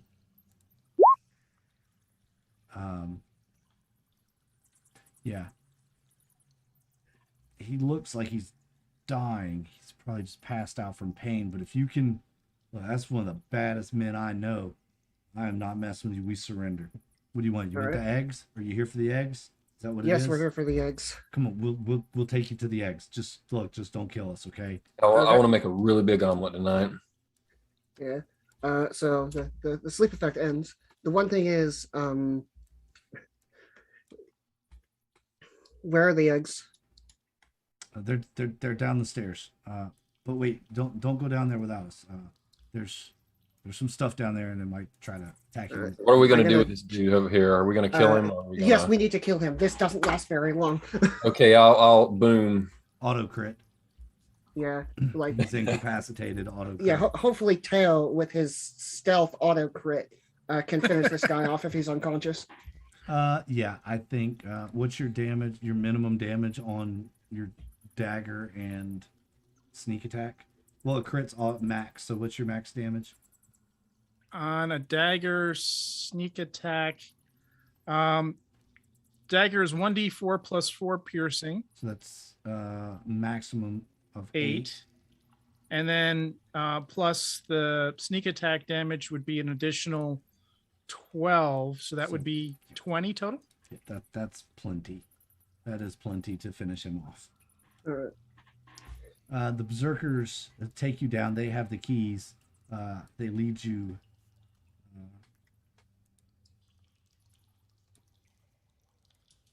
They lead you down a set of stairs. They open the gate. They tell the guard rakes to stand down. In the distance, in the far corner, there is another creature in here, however, and it is near one of the dragon eggs. And the berserkers say, "What are you gonna do? Are you here to destroy them or take them?" We're here to destroy them. Be nice to take them, says the rogue. Yeah, like these things, these things are exceedingly dangerous, and if the cult knows that we have them, they will send literally the entire cult after us, including the dragon. So Dinar says that we should destroy them, but if the entire party wants to take them, then that's the party's call. How big are the eggs? Can you give me an estimate on like maybe the weight or the mass or the size? Yeah, the eggs are actually fairly large. For eggs, that is. You could probably carry them, but they would take up all of your arms. There are 3 eggs here. They each weigh about they're about 3 feet tall and about 150 pounds each. Now, when you walk in, you notice that they aren't. Actually, Dinar, make a intelligence check for me, or investigate, whichever you want. Well, when it matters, I can actually roll decently well. These are not blue dragon eggs. These are black dragon eggs. That's suspicious. He will relay that information to the rest of the party. And I stand by my assessment that we should break them. Is this another situation where there's a caged door? Yes. And then whatever's in it is down below us with the eggs beneath that? That's correct. Let's make some dragon omelets here. Yeah. Dinar saved his spell slot for this in case he needed to get them from range, and I want to actually show this off. So I'm going to summon a silvery beam of pale dragon fire from the ceiling on top of this egg here. I will draw my little... It's 4x4, and this deals 2d10 damage per round to the egg. How long will I have to cook the egg before it's broken?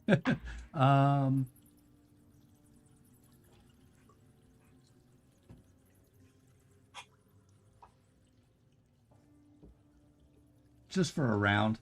A round will crack the eggs open. So you do this. Yeah, and then once that's done, I'm going to move it to the other one. Yep, so you do that, and the first one that cracks open, a baby dragon, a black one, just a little earlier than time for it to come out, starts struggling, laying on the cold cavern floor, flapping its little wings. It struggles for breath. It cries and squeals and squirms, and then slowly gasping, it stops moving. And the same thing happens to the other eggs that you find here. Like, Dinar feels a little bit bad, but not that bad. And you see one of the stalactites. No, stalagmites. I'm sorry, because it's on the ground. No, stalactites. I don't know. Like tights are on Tights are on the ground. Mites are on the ceiling. bottom. Other way around. Stalactites hold tight to the ceiling, or are they tight to the ground? So stalactites have a C for ceiling. Stalagmites have a G for ground. Yeah. Is how Okay. I I always thought stalactites held tight to the ceiling. That's what I was taught to. Yep. Yeah. So a stalagmite is You see it actually like come to life as this baby dragon right next to it dies and turns and takes its last breath. And these tentacles reach out from it. It slaps it, winds it up, and eats the baby dragon.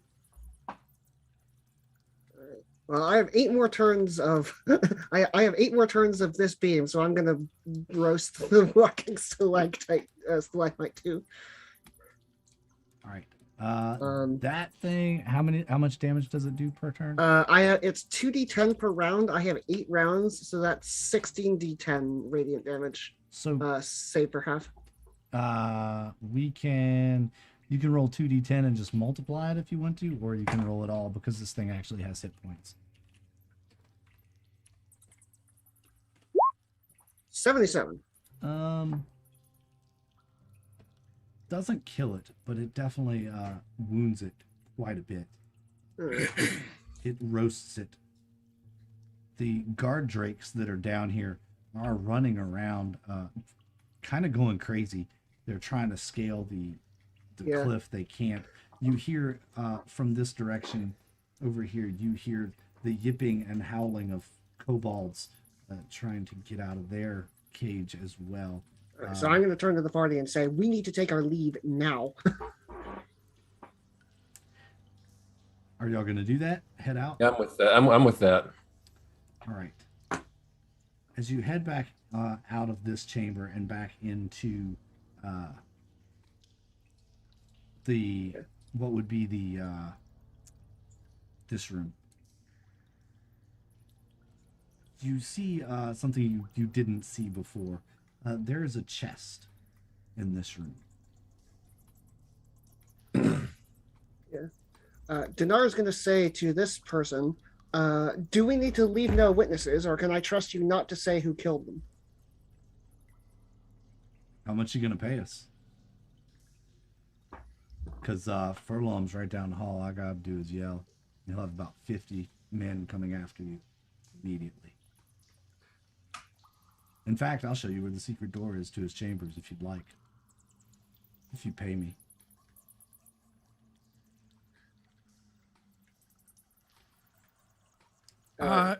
Teo's going to head over to the chest while all this is... All right. Okay. Work his way over. As you're walking over, you're kind of looking around at everything. You see the walls of the chamber decorated with these shallow abstract carvings of dragons. All of their tails coil together into intricate patterns and knots that flow across the walls.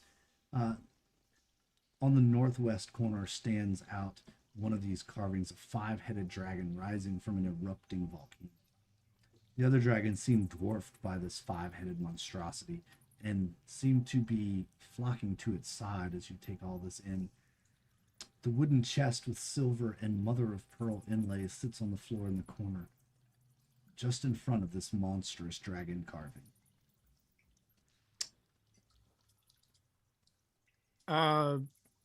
Investigate for traps. All right. Use your investigation. Yeah. Dinar's going to say to these mercenaries, like, we're not in position to hire people right now, but I would suggest that you take your leave before the dragon comes back and wants to know what happened to its eggs. All right. Oh, and what are you doing? I'm just listening to all of this, trying to consider what's going on and what needs to be done here, because even though we got the job done, we're still in a bad situation. Yes, you are. And with Teo crouching down to investigate a beautiful wooden chest, Dinar negotiating with the berserkers that let them live and help them destroy the dragon eggs. Owen deep in thought. The screen fades, and we shall return in 2 weeks to find out just what happens to our band of heroes. I'm sure it'll be just fine.